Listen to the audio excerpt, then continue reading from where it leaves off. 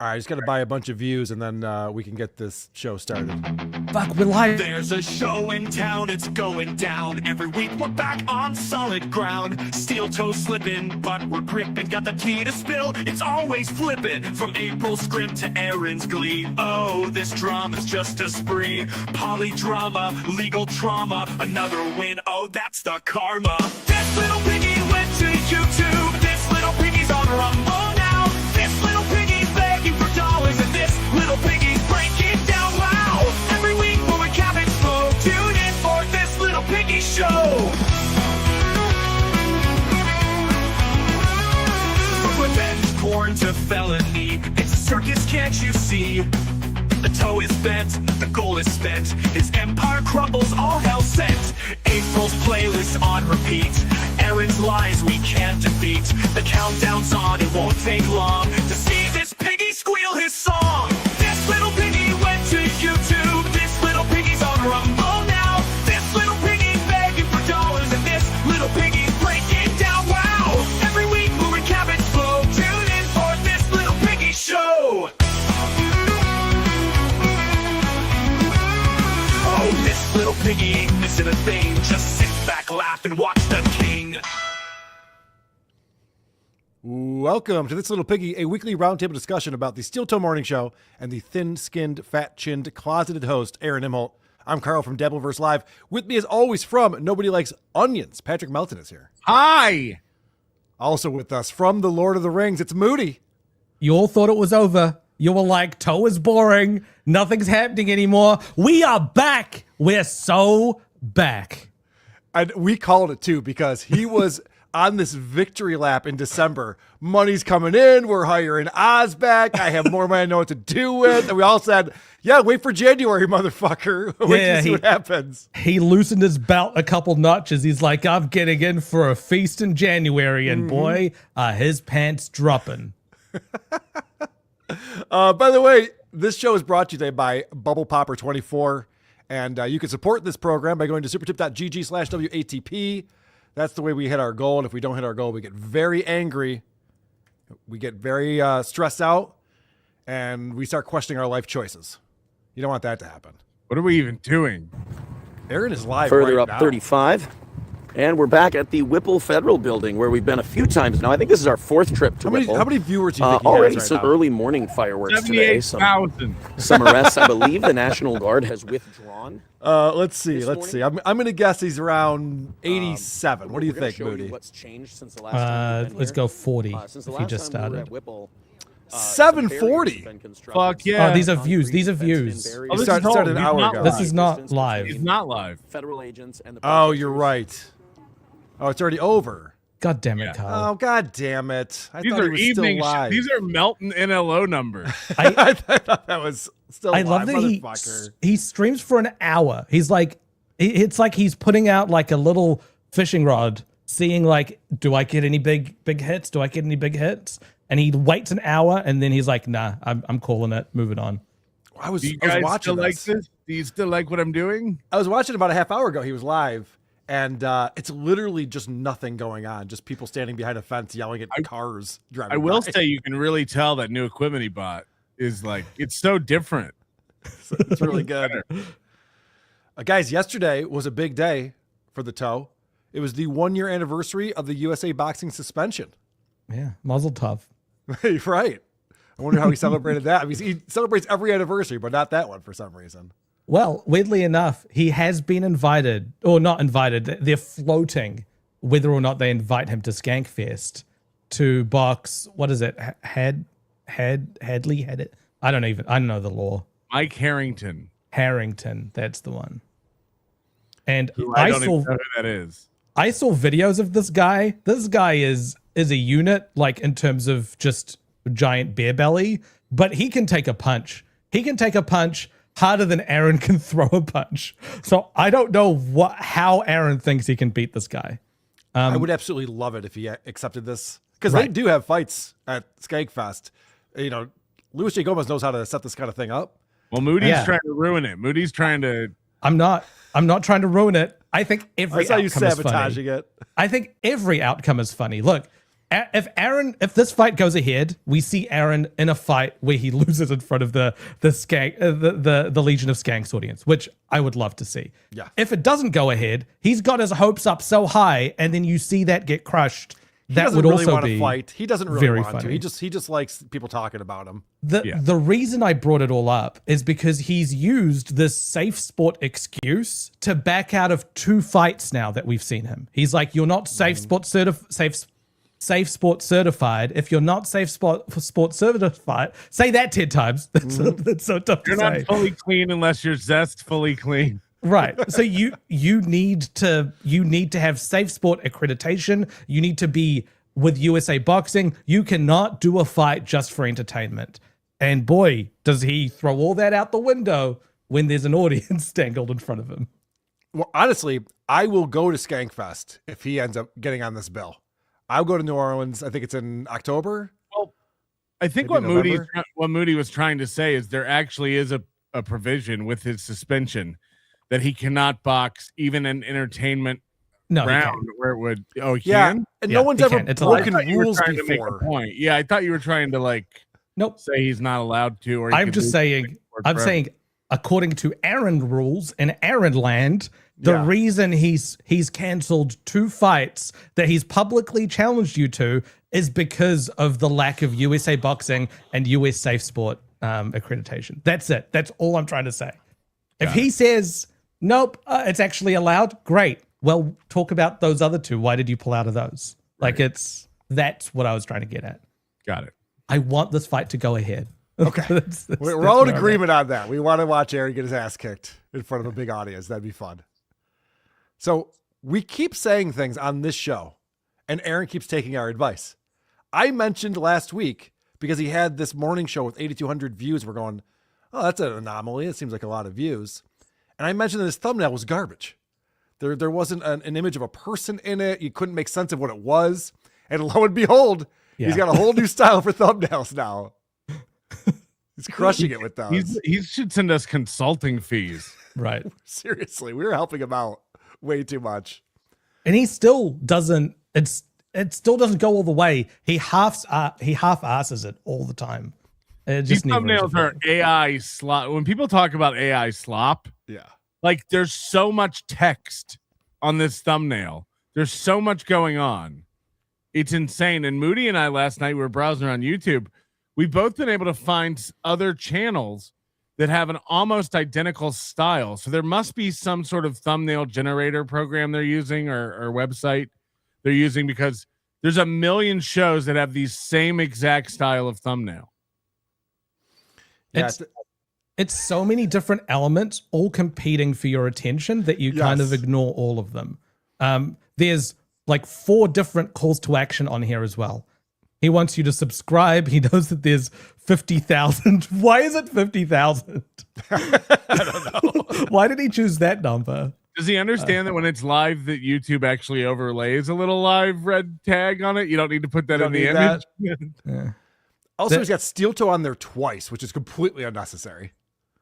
Just like you said, too much text. Not when a guy like him has a store where you can buy that sweet merch. Oh, wait. I like there's a bulletin called with news on it behind him. What he's doing as well, you can notice all of this is different every single time. So he doesn't have a Photoshop template where he's putting in new pictures. He's feeding in the previously generated one and getting that to, this is when you do Google Translate 100 times of a sentence with different languages, we're going to see this morph over time. I'd like if someone can, once he's done this for a couple months, create an animation where each frame is a thumbnail, and you can watch it morph and change as noise. We know you will. We know you'll make it. Animated. No one needs to do it. I'll do it. Thank you, Moody. Appreciate it. Yeah, I learned to stop saying, people would be cool if people did things. That just turns into me volunteering. So thank you for doing that. We appreciate it. No worries. What a week this week. So Monday, Aaron missed the goal Monday morning by $85, which is a lot. He was really bummed. He didn't have the energy for it. He seemed depressed about it. He's like, I'm I'm not gonna get on here and rant and rave. I'll just take the L and be dignified about it. I don't want to look stupid. Yeah, I don't want you guys clipping it, make me look silly. You don't understand. It's the second Monday in a row to be a lot. Like he can't lose 2 Mondays in a row. Well, he did. So then Monday night, he does the evening show, and his energy is flipped. He is ranting and raving, and we got to hit this goal, and motherfuckers, I deserve it. I earned it. We've all seen the clips. Now it's a few days old, so we've seen it. I think you played it on your show, Patrick. I played it on Devilverse Live yesterday. It's hilarious because he's so bipolar. Like Aaron, it gets so low when he's down, and so high when he's up. You didn't need to say polar. Okay, fair enough. and so the rest of this week has been manic for him. Tuesday was a rare day that I'm like, oh, he missed the goal by a lot Monday. I want to see what's going on. So I tuned in and I was texting with you guys. I'm like, holy shit, he's way off the goal again. And he's freaking out. This is fantastic. Because what happened was his feed got cut off 3.5 hours in. He started up new feeds and then had way fewer viewers. I think I sent you guys the viewership numbers. It was like 300 people watching live during the morning show. It's weird because he said that his numbers are going bananas. Like they're off the charts, he said. Yes. Yeah, the banana might be upside down. Right. There's a Kid in the Hall sketch where like he's got the chart there and he shows the graph going up. They're like, actually, Fred, you got that. Yeah. It's actually this way. Like, oh shit. Yeah. Well, speaking of that, the kids in the hall were watching my show this week, Carl. Did you hear about that? I heard Bruce McCullough's checking it out. That's outstanding. Apparently, they were all drinking wine in these podcasters, the Sidley twins' house, getting ready to go to Sketchfest, and they said they were all sitting around watching in LO. So I got the kids in the hall watching me now. The tables have turned. I went to Toronto to see the Kids in the Hall live. I'm a huge fan of those guys. I saw them in 2007. Awesome. That's awesome. So hi, Bruce. Hi, Bruce's lawyer. So Tuesday, Aaron's freaking out. He's nowhere near the goal. And he decides, I can't lose 2 in a row. And he just is like, I'm just going to stay on until we hit it. And he ended up staying on for over 5 hours in order to hit the goal, which goes back to what you've been saying for months now, Patrick. If you want this guy to do more programming, don't give him money. He will not leave the internet. It's happening. Yep. Because not only did that happen Tuesday, it happened again on Wednesday, over 5 hours in order to hit the goal. It's so desperate. Like, I can't leave. I can't take an L. I got to stay on. It's like, yes. He's feeding into it. And then the Johnny thing was hilarious this week. If you missed it, Johnny doesn't know what to do when Aaron's begging for the goal. He just sits there and, sometimes he'll be like, yeah, chip in, or whatever he says. And so Aaron, I don't know if he was reprimanding him. It seemed like he was, but he's just like, Johnny, you don't need to be in the final 5 minutes anymore. I don't want you here. And Jay's like, no, I want to support. He's like, no. I don't need it. That again comes after last week of us talking about, Johnny looking embarrassed while this goes on. And this week he's cut loose. Yeah. So from now on, Johnny gets cut loose before the begathon at the end of the show. So it's just Aaron and you don't have to have the co-host there. Although Oz looks pretty fucking awkward out there too. He might be another guy you want to cut loose. Well, I noticed the trend this week. A couple of shows he said something like, I'm going to go away and think really hard and come up with something for this show. Like we got to figure something out. It reminds me of that I Think You Should Leave sketch with Andy Samberg where they're like, you need to go backstage and figure out what it is you do. like I feel like that's Aaron where they're like, but I really feel like what that means is he's like, I'm going to be watching this Little Piggy Friday and I'm going to find out what they think I should do next. And then I'm going to take action on that because this idea that he's going to go have a thinking session or he's going to like work on stuff for the show is insane. And when he does work on stuff, it's never something important. He wants a new background. He's bought some new equipment. He's changed a thumbnail. Anything but the show. Right. The show format, because he says it at the end of the show, whether he hits the goal or doesn't, this has been a great show today. Right. I am killing this. I'm the best at this. So when he looks at like, what can I do to change things? It's always the light or I bought a new monitor that I'm looking at.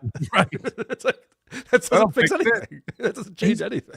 Here's one thing. Look, let's throw out the genuine advice to Aaron of this segment of the week.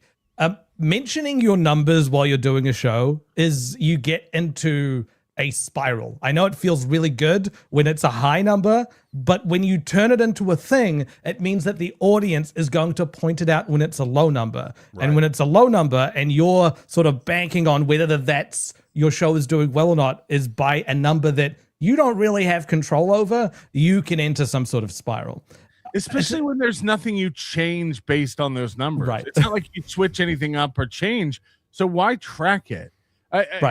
I guess my numbers were low last night. You got into a Twitter argument with Aaron about this or something. I sent my first message to Aaron ever yesterday, which was disproving his numbers argument. But the thing I'm trying to say is, look, folks, there are some numbers you want to bring up. If you've got a goal or you've got some sort of aim that you're trying to bring your audience towards, some sort of call to action, then absolutely bring up the goal. Like, he doesn't mention the goal where that's actually the thing that he should be mentioning the most, since that's a collective aim that the community has control over. The community can't reach out and grab 100 more listeners or whatever. So it makes no sense to look at that number. Look at one religion with another. It's like, right, in his effort to not mention the goal, he's mentioning all these other metrics that he cannot control and has nothing to do with.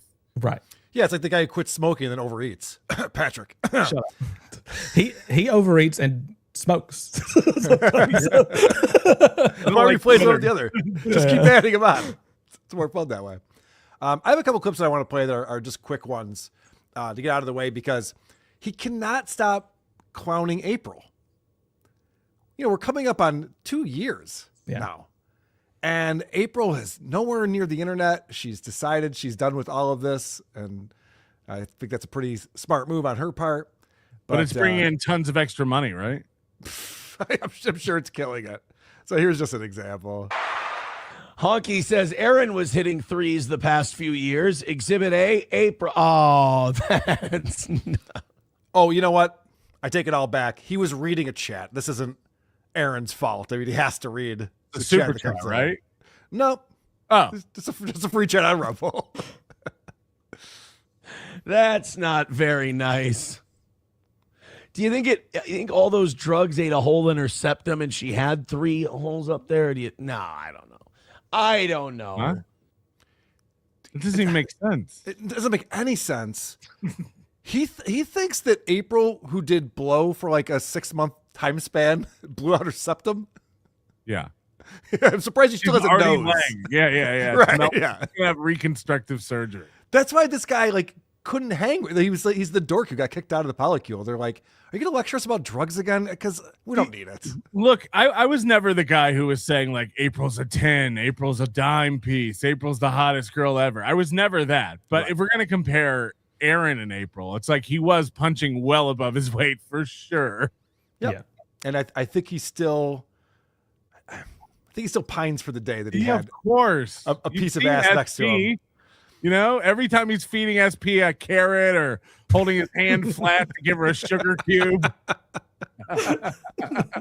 Oh, guys, let sleeping dogs lie. Yeah, and then he scolds himself like, "Oh, I shouldn't be making fun of April." Bro, yeah, probably not. But he's done something. And look, I'm going to tie this to Nick as well. Both these Minnesota midwits are seeing Scarlett as some sort of substitute or analog for April that they've lost. That's a weird thing, right? Ricada's trying to console Scarlett over the phone. What the fuck are you doing, bro? And Aaron is talking about Scarlett the same way he used to talk about April. He's calling her this coke whore, this slut, this bitch. Like, all the things that he used to say about April are now funneled through Scarlett. And I had some clips I didn't play yesterday. We can get to them maybe. But Scarlett's now talking about what a dork Aaron is. Like, that's on Scarlett's radar. She's going, this fucking asshole from Steel Toe keeps comparing me to his ex-wife. Like, so someone's explaining to her what's going on, which is very funny. But probably Nick, actually, now I think about it. I'm sure Nick is the one. How's he comparing her to his ex-wife? They're both not interested in him at all? Right. They're both giving their pussy to anyone else. So here's another example of Aaron talking about April this week. I mean, it's what? It's the first. Last year was the first year we turned a profit in like 3 years because me and some former employees had some issues. That doesn't make sense. I remember very clearly last year he said this is the first year that it's the second year in a row that we've turned a profit. That's right. Forgot about that nonsense. So him saying that last year was the first year that he had a profit is weird. Like that's oh yeah, no. He's playing business. I'll let this play for a little bit, and we'll just explain that he's pretending that he runs a business. It's very cute, actually. And me and some former employees had some issues, but but she didn't pay for the cocaine, and he was doing it too. What are we doing? He didn't turn a profit because his wife was getting coke from her boyfriend. What does that have to do with anything? He's the only guy who still thinks not doing cocaine makes him look cool. Right. I got away from all that. Thank God. Made some money last year, and I bought a shitload of supplies for the company. That was about it. Now, if I took on somebody as a partner, let's say like this Ilhan Omar, okay, this is a good example. All right, so now he's got this idea that there's going to be investors in Steel Toe Inc. This is fucking nuts. This is great. Ilhan Omar's going to love sponsoring White Power Hour. Because we're dealing with smaller numbers. We're not dealing with $300,000, $900,000. Somebody comes in, gives me $2,000 and says, okay, Aaron, I own 20% of Steel Toe Media. Yeah, earlier he said he valued the company at $10,000. So now someone can put in $2,000 and own 20%. Look, it is a step up from White Powder Hour. Which actually loses money instead of gains money. Let's say at the end of quarter one, we've put up $3,000 in profits. That means after we pay me, after we pay Johnny, Oz, after we pay our subscription fees, all this other shit we do, we got $3,000 extra at the end of the quarter. Well, I would have to pay that guy at least $600, depending on what our agreement was. Now, for this other guy, that the Omars. All right. So Aaron's got this hypothetical that someone's going to invest in his company and have a share of it that he's paying out quarterly for some reason. Tim Dillon used to do this bit a few years ago, fake business. It was a very funny bit. He sold merchandise and he actually turned fake business into a real business. Aaron is playing business guy. Yeah. This idea that he's like, we only turn a profit this year. It's like, he's just taking the money. I mean, it's ironic that his whole being centers around raising money and getting the goal, because if there's anything I've learned this guy knows the least about, it's money and business. Yep. Like he doesn't understand any of that. Every single event he runs is in the negative, and then he complains for months about how it costs too much. Every single event he tries to throw never materializes into what it was, idealized to be when he thought it up. His follow through sucks. Every time he's trying to explain monetary policy, whether it's revolving around an HOA or the Fed, he doesn't get it right. He watched The Big Short. It blew him away. Like this guy doesn't understand anything. We learned he doesn't know what a deductible is when it comes to insurance. Money is not his forte, and I don't know why he continues to preach on it. The golf tournament was the funniest. He thought he was going to have a surplus of money from this golf tournament, and he was going to give thousands of dollars to the winner, or multiple winners would walk away with thousands of dollars from it. It was insane. He said was shrugging off a month of goals. He said we might make a month of goals from this. He was shrugging off like 20,000. We could do 20,000. It's not a problem. Yep. It was a problem. The funny thing. The funny thing from this, though, is that the hypothetical profit number he brought out, $3,000, the same amount of money he's paid Gino and Kiki to come to the anniversary show. It's on his mind because I have a clip coming up. He's planning the anniversary show, this summer's anniversary show. Yeah. Nice. He's week.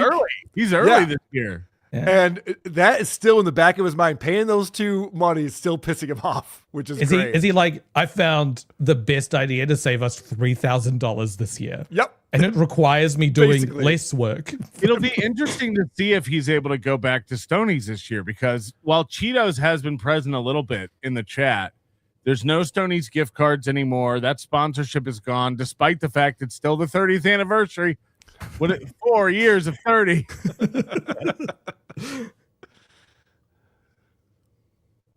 Oh, I need to put the volume on this clip, don't I?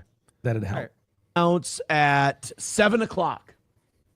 I have an announcement for you and a bunch of other shit.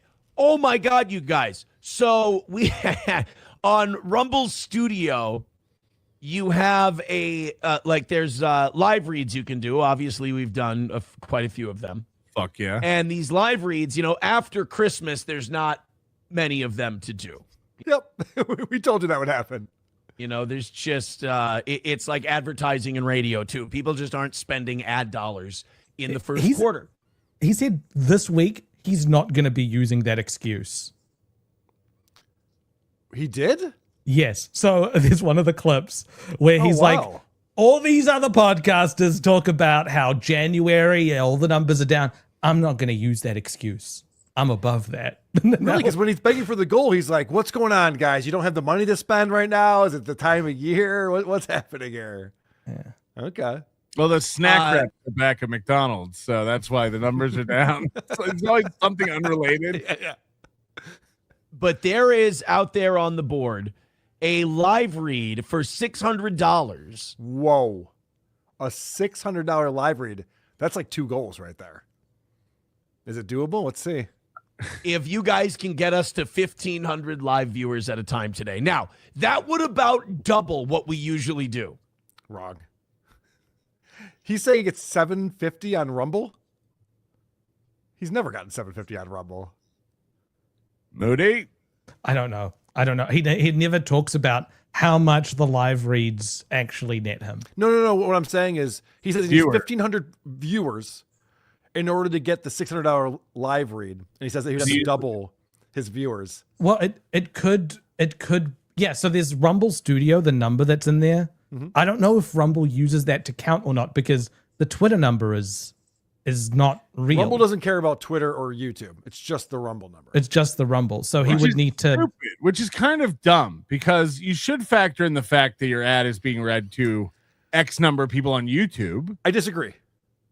Because there's hundreds of people watching on YouTube. Who gives a fuck? I don't even understand how advertisers deal with this shit. These are not audience sizes.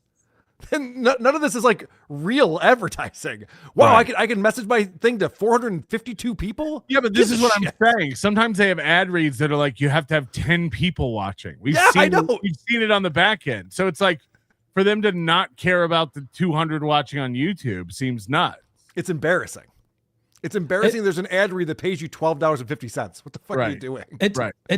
It does also open you up to, like, if you allow for the kick numbers, for example, if someone figures out how to bot kick, then you would be losing money on advertising that is just going to bots. Right. So Rumble can't verify the integrity of like what the viewers are. They might have an inflated number internally. Rumble is like, we know our numbers are fake, but we can't do the math. Right. Yeah. We don't do the other fake numbers. It's out there. And what did he say? It was $600 for 1,500. Yes, if you had 1,500 live viewers, he could do a ad read that would pay him $600. That is insane because that is 40 cents per viewer. Yeah, the CPM is way out of whack. Right. Who's paying that? It doesn't make any sense. I almost don't believe it. Right. Yeah, it doesn't make sense. You know what I mean? Like, or what company would do that? It could be that he's looking at a screen that says above $1,500, you'll unlock this one. And the range of payments for this is from this number to $1,500. And the $1,500 would be a cap at like $600. Oh, $600. Like that's the top cap, but that scales up when he's got like 10,000 viewers or something like that. But Moody, so you could be looking at that. The point you were making earlier, Aaron's looking at the audience who's watching him now and going, if you guys can get us up to 1,500 live viewers, am I supposed to be calling my friends right now? I'm going to get on a group thread and just be like, guys, you got to get on and watch Aaron's show right now. He's looking to get 1,500 viewers. I can't help you with that, buddy. He's falling for, I think, an up to sort of number. It's possible, yeah. Unlock this ad read for up to $600. God, when he sees a number like that, though, he can't help himself. Right. Like, he's always if you and I were looking at a thing and it says, hey, if you have this many people watching, you can make this much money. and I look and I have a third of that or whatever, I'm just okay, moving on. You know what I mean? I would be like, whoa, I could get $600, guys, if a miracle happens. If we get 380,000 lottery tickets, our odds of winning go. Right. It's just like, what is this fantasy you're going on where you're trying to hit this jackpot? He's like the kid that sells chocolates and like looks through the catalog of what you can win. If you sell X amount of chocolates, you'll get the bike. And he's like, I just need to knock on this many doors and I'll get a bike. So that would mean you guys are hitting like, hitting share, hitting follow as much as we can, and we're probably still not getting there. Probably. By the way. Oh, this is where it gets into NLO numbers, Patrick. Fuck. Yeah, you're gonna get got here. This could ruin me. This might ruin you.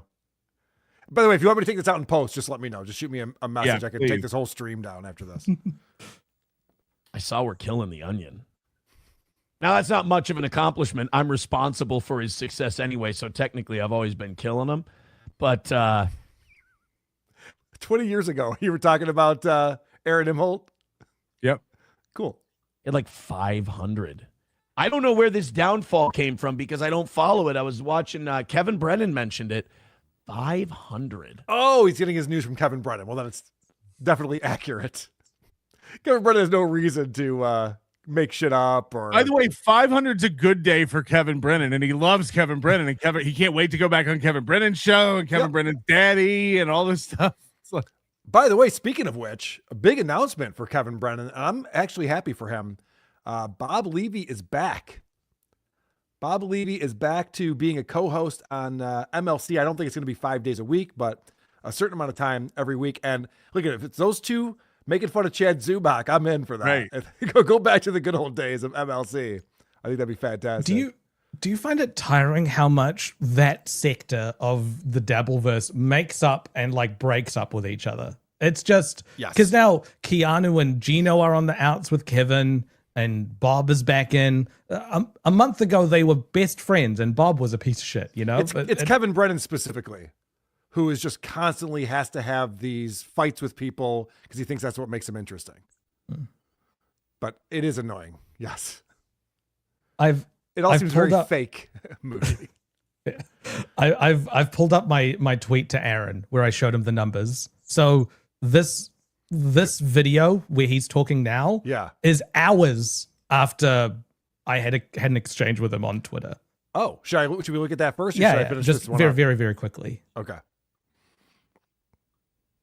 So Silence Do Good was responding to Aaron because Aaron's now opened up his replies for some reason. Yeah, he's encouraging people to. He's not getting ratioed at all. So Silence Do Good was rubbing it in to Aaron saying, I found David Chandler. Because he donated to Patrick. He tipped Patrick $100 on yesterday's show. So Steelto responds, I saw the 500 viewers today. Yikes. Hurting. Way lower than Toe. Maybe provide original content instead of parasitic content. I'm just trying to help. Right? So I was curious. So I went and looked at the numbers. By the way, look at all the likes Aaron got on that tweet. Oh, yeah. 140 views, zero likes. So I looked at the numbers. His highest numbers with YouTube, Rumble, and Twitter. So I'm counting Twitter as part of this. Right. So this is his Rumble studio numbers. It was the morning show of the 27th, and it had a peak of 729 just towards the end of the show. The video of Pat show of the week. That's his best show of the week. I tried to find the best show that he did. Right. The show he was talking about with Patrick, which was happening during other Dabbleverse shows at the same time. But yeah, I didn't look at my numbers yesterday while I was doing a show, but in the beginning, people were accusing Carl of buying views because he said Melton's live with 500. This is right after I started. KB's live with 500, and Carl and Blind Mike have 1,500. And you still think they're not buying views? Mm-hmm. Hold on a second. Comment. Hold on a second. We had 17 or 1,800. What the 1,500? What the fuck? Hold on, we paid for 1,800. What the fuck? But Yeah, this line here is 500. That line up the top is 1,000. So it was around 500 for the first little bit of the show, but it peaked at 803, according to Playboard. Okay. So that show that he's criticizing of Patrick's, that is 500 viewers, outdid Aaron's best show that week. On three platforms. On three platforms. Right, adding fake numbers together. Right. I mean, adding it's not all even the numbers. Right. Yeah. He knows this. So this is just like his kayfabe weird thing where he's going to assert that his numbers are higher than everyone else's. But, I mean, show me where that is the case and I will concede. I love numbers. I can't speak against them. Show where that's the case. Show your work. All right, well, let's find out what Aaron's reasoning is for why NLO's numbers are down so much. Stagnant. Like, if I was doing 500 on a morning show, I'd be like, wow, this was a bad day. He does that every day.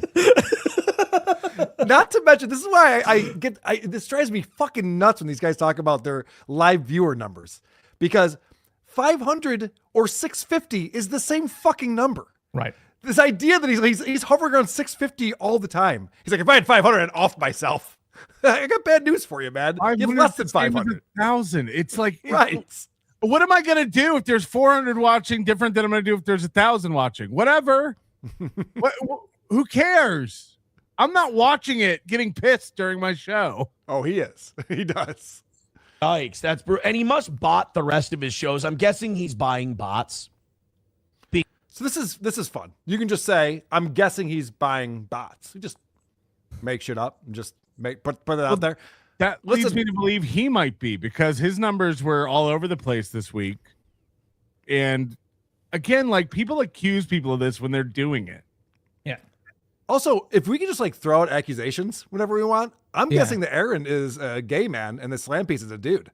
I'm guessing he eats his own shit to save on flushing water costs. I'm guessing that is very true. I mean, this guy is so obsessed with gayness, he must be a homosexual. I'm guessing he's a homosexual. Or it intrigues him. Like he talks a lot about, he thinks a lot about it. He likes porn where the guy is well hung. He watches cuck porn. We know this as a fact. And just forgot to that day. It happens to channels all the time. They just forget to do their bots.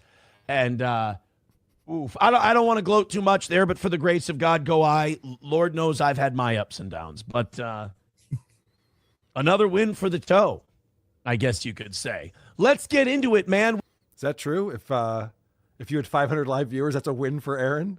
Is that how that works? I guess. Cool. That's weird. He was obsessed with this on this morning show that we're watching right now, because he brings this up often. Here's another example, and also talking about not watching Reddit. Be racist. $2 from Balls Deep says, Hey, Aaron, someone posted on Reddit. Comment. I find them adorable. I really do. I feel bad that I upset them regularly. They don't like it when I say, I don't see the stuff you guys put out there. Yes, he does. He sees it. I know he does. How does he know that he's upsetting people on Reddit if he doesn't see it? You know, the other thing too, I played the clip yesterday on the show where Aaron started doing a Tommy Jordan impression, which is pretty deep in the Dabbleverse in order to like start doing that. Like, this guy watches fucking everything. And they're just like, people think I watch everything. I definitely do not. He's obsessed with it. He gets into all this minutia. Sorry, guys. Here's what I've learned about that world that we left and then got more views than. Like I said, Fat Boy doing 500 yesterday. Oof, it's over. Forgot to buy his bots. I actually has that been over? I know, we do the Chad Zubak. Buried me 2 years ago. Chad used to do this all the time. He probably still does too. It's like, oh, it's over. It's over. It's like, what are you talking about? Everyone is still going that you've said it, declared they're over. Everyone is. I really don't think 500 is going down. I think it's what he's always been at. I just think that he's been buying the old bots. We've run out of money for bots. That's what it is. Or you just forgot. You just forgot to buy the bots. Moody's script broke. Yes. Sorry. You're yelling down to slow wife, where are the bots? Yeah, I don't have to buy bots. I have a programmer. I have Moody create virtual machines and open tabs, and yeah. The thing with that is I always forget because we just do different shows, how sensitive that community is. They're of the opinion that their little sick world of creepy middle-aged simps and pedos is serious. They think this shit's a shoot. Whereas And they're like- I take things so lightly that I go to the courts and file harassment restraining orders against people. Yeah. He has to find third-party videos that he cites in court papers in order to get Patrick in trouble. There's only one person that's gone to the FBI with a complaint. Right. By the way, it's coming up on 2 years of that, man. Any day now. And it's the same guy who says that he doesn't take it seriously. Yep. Hey, Aaron's FBI, this guy. Aaron's I've got a this great guy. joke for you guys. And they're like, Aaron's this guy on his show. And it's like, guys, this is supposed to be performance. This is not supposed to be real. So when my audience and we take jabs at each other, we're being silly. I think I agree with him there. It's supposed to be performative. It's not supposed to be real, but somehow it has creeped into his real life. And this character has now taken over his life, how What he do you engages with Somehow, people. this guy's on the air 9 to 11 hours a day. Like there are very few waking hours where Right. he's not online watching shit or online broadcasting shit. Right. That's how. And it's Tuesday every day. Tuesday morning, I mentioned he stayed on an extra over an hour in order to hit the goal. He literally says, I don't have anything else to do. I'll just stay here until I hit the goal.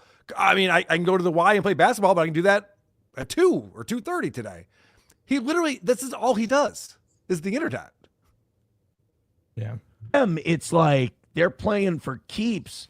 That's why you just smile at them, you insult them, and their hair starts on fire. And they do a 4-hour show about a sarcastic aside you made about them. You're Whereas right. my secret is I just don't have hair to catch on fire. Los Federales with a $5. Thank you very much. We'll get to that one. Appreciate it. Know what I mean? MSO. Oh, we got new Ernest movie. Yeah, there's a funny clip coming Oh up. yeah, where- the $400 super chat. Oh, we could talk about that. No, he gets really pissed off at one of the people who gave him money to play a video this morning. Because, okay. it's Rumble Rant. What does he call it? Rumble Fridays? Rumble Friday. Rumble Friday is when you give Aaron $5, $10, or $20, and he'll play whatever you send him. Now, the $5 one, there's no guarantee you're going to watch the whole thing. The $10 one, it is guaranteed to watch the whole thing. And then the $20 one, you'll play it immediately. By the way, Watch no the whole time thing. limits. Oh, I thought there was a 10-minute time limit. There's no time I limit. don't think so. Okay. By the way, so- that's different than Monday through Thursday when you can send in a $1 Rumble rant with a link that he'll watch. that he for will $1. watch. Yes. UE in his retirement. $1 from Los Federales. God damn, Look you at this. motherfucker, fuck you and the Baldo up your ass. You didn't even let it run to the punchline. The fuck is the point of a clip if you don't let it run? It was a $5 clip. I thought you just I played 2 minutes of a fucking 4-minute clip. Jesus. Fuck, that's the last Rumble Friday dono from me ever. Sorry, Los Federales has gotten just really fucking bitchy right now. Wow. That's an OG. Yeah. I know. This hurts right here. He's hearing that he's not going to get any more donations from this guy. It's like, why are you being such a bitch about it? Come on, man. Well, you don't need to believe the guy. The guy's going to be donating again on Monday. Don't worry about it. I know, but this really hits Aaron where it hurts the most. Saying that you're not going to give him money anymore when he counts on you. And that's another thing that's happened this week that I guess we didn't really talk about is that he relies on the cash cows, the pay pigs that give him big bucks, and he is not getting that this week. I think what's happening is a lot of these guys who keep shelling out money to Aaron don't see that he's grateful at all and aren't getting any return on their investment. No, and when he hits a waste of money. goal, I watched the clip this week. When he hits a goal, he immediately the victory is so short lived because he immediately goes, "All right, we're still 85 behind from yesterday." Yeah. It immediately shifts to another goal, whether it's past or future. He's never grateful at all. And he's also not even putting up the scoreboard anymore, if you noticed on this video. I think because he's not getting big donations, so it doesn't look good, but like the top donator gave $40 this week. Right. It's if you're a whale farmer and that's what you rely on, your hobby can't be hunting whales from your farm. You got to look after them. And when he runs into a problem with one of his whales, he doubles down and drives them away. And they're an endangered species. There's not many left that are supporting the tow. He needs to put in some effort into conservation. Jesus. Send in $20. I'll play the whole fucking thing. But if it's a $5 link, people know they send it in. And I will play the whole thing if it's really, really good. But if it starts to drag, I've got other people sending links that I need to get to. You didn't even play the whole 4.5 minute thing. Dude, I don't know if it's the new go-kart you're buying or what. You know what's interesting? I have examples of this, of course, we do every week, where Aaron reads the chat, and he reads it with an inflection that there's no way that was what the person was hoping to come across. Yeah. This guy put in all caps on motherfucker and multiple sentences in there. And that's the one where you could actually read it the way Aaron reads all the hater chats, where they're seething and they're angry at him. And this guy's like a buddy who gives him money, so he's a lot calmer on this one. Yeah, like somebody like Boozmock or somebody will just state something factual that they seriously want him to address that he's contradicting himself on. And he'll go, how come you never show the Twitter numbers? And it's like, it was such a calm, concise, clear question, but he reads it like that. But here was what you're right. Here's one where it's like, hey, fucking motherfucker. He reads it in this timid, passive. Yeah, look at this. Motherfucker, fuck you in the bone up your ass. He's just like, whoa. Yeah, you use the seething hater voice for this one. That would have made a lot more sense. Dude, I don't know if it's the new go-kart you're buying or what. I'm sorry for the way I've upset you and offended you, but Jesus Christ, man. Thank you very much, Sam. I appreciate it. Wanna fuck? Let's fuck! Los Federales, dude, I'm sorry, but I'm not in the wrong on that one, buddy. I think everyone watching that clip on the Saturday Night Live thing was like, all right, we get it. They're like, I couldn't hear people go, one more fucking time. I'm sorry. And we got a few laughs out of the bit. I don't know what you want. Oh, man. It went from fuck you to give me $20 next time to, listen, man, maybe I fucked up. It seems like people are on my side, but I guess I'm sorry. Accept my apology, please. I can't wait till he's doing this on radio. Yeah, this is going to be a good bit. It gives you an insight into his, I guess, conflict strategies in a relationship. That's why his marriages don't last. You're right. Sam says this sounds like the nobody likes onions crowd. Let's see that. Oh yeah, those numbers were tanking. They are tanking. Now, I don't think they're tanking. I think he forgot to buy his bots. Like he'll do that. We can't believe that Aaron got away from us and kicked our ass show today. They got to remember to buy their bots. Got to remember to buy their bots. Fuck, Carl, did you buy your bots? I don't think I remembered to buy my bots. That's why we only have 1,251 people here. Fuck. You gotta find a service that lets you like subscribe so it happens automatically. Like, yeah, anytime I'm live, just assume I'm gonna want bot hook your traffic. bank account up to it. Yeah. Right. It's 1,251. You've got to divide that by 3 because there's 3 people on the show. So that's what, 400 each. That's way lower than the toe. That's embarrassing. You can always do the math to figure out he's beating us. Here we go. This is Sam with Frosty the Per. Oh, so apparently Aaron brought it up 4 times that your numbers are tanking because there are 500 live viewers. I looked it up. That episode he's talking about has 7,300 views right now. The one you forgot to buy your bots on has 7,300 views, which is low way more. It's low for you, but it's way more than anything that Aaron ever gets. But well, like every show I did this week except for yesterday was like the Monday show was like it started at 8 or 9 p.m. and went till 3 a.m. or whatever. It's like this is in the middle of the night. You know, like what are you talking about? Like, and also Again, I don't care. Like, I'm not sitting there watching my numbers, losing my mind live on the show. Who's more likely to be buying views or bots? Right. Someone who can't shut the fuck up about their numbers, and by the way, in a panic state about them. Like, it just is. It's going to be what it's going to be. What am I going to do? He needs it so badly too. He wants that to be the case, that any of our shows have diminishing audiences or we're having bad weeks or something. Like, that is the greatest thing in the world to him. So the fact that Kevin Brennan said a thing that he saw, he brings up 4 different times and tweets about it.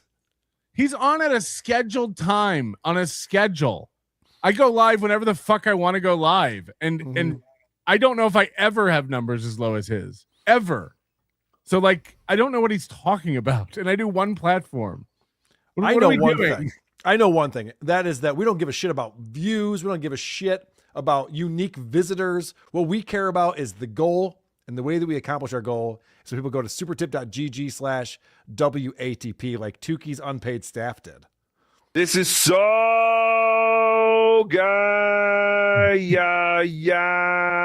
I love you more than a friend. Love you more than a friend. Action figure number 68. Don't be silly. Of course, I stopped my stream to watch this little piggy in my truck. I never miss an episode. Suck my dick. I guarantee it. LL Cooley coming in and says, Toe is now doing a show for sometimes 9 hours a day. To think that he's going to work on the show for his 3 hours off is insane. He hates his own show. Yeah, when is he going to have these internal meetings to regroup and figure out how they're going to fix things? Like I said, in between draining threes at the Y. Right. Hey guys, speaking of April, could you guys please redo the TLP intro? It's kind of dated and needs a redo anyway. And when will image tips be rolled out? We Probably tried. next week. Patrick tried to redo the intro to this little piggy. Yeah, people were and pissed. People flipped out. I mean, I thought it was good. We've cultivated an audience of borderline or on the spectrum people that cannot handle change. Yeah. Bob is back, but you know what? Isn't back my wife. Billy Vegas. Yeah. Patrick, you found that Legion of Skanks video from 10 years ago. Yeah. Where Kevin Brennan was explaining that he no longer lives with his wife. They have separate places and the kids don't know because he's always over there visiting and making it seem like Think they're still about the together. cost of that in Jersey City. Yeah. that was pretty fucking crazy. He was just openly talking about that back then. Captain Cheese coming in. This is the third time Steel Toe has killed the Onion. Does Melton have 9 lives or something? Yeah, he's just in his next boss phase. What they say, bats have 9 lives. Ricky Bev coming in. You can buy views with robots? Wow, I didn't know that. Hey, honey, let's get the house on the market. We're about to pop. Adrienne. Joe Batteries would definitely do that. Laverne Mystic coming in. Moody, where's the next Flanderization chart? I've learned my lesson. Yeah, sorry, Laverne Mystic. At Zoomimic, all I'm saying is NLO wouldn't be late. Oh, I'm sorry, we were late. NLO has a policy where if he's late, he just doesn't do the show. NLO plays music for 3.5 fucking hours. Shut up. Only on members only show. I It's know. an hour. Grow up. Kumia says, as pointed out last night on NPS, Melton hasn't updated his website in 5 weeks. Why so busy exercising? Why so busy exercising? Scamming fans is worse than not meeting a goal. Is that Sure. nice podcast, stupid? I've been got. I definitely don't take a month to update my website all the time. Mostro says, don't say you're going to Skanks until Toe accepts FKH. It's nice that someone's checking out the NLO website.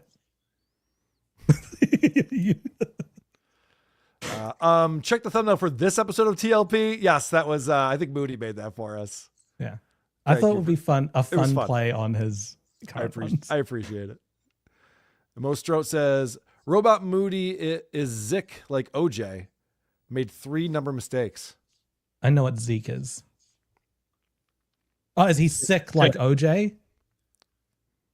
Yeah, you kept conflating the $600 and the 1,500 viewers and the right. No, I'm not sick like OJ. If I was sick like OJ, I wouldn't want anyone to know that I was sick, and I would storm off the show. Right, he'd yell at Carl and then leave. Right.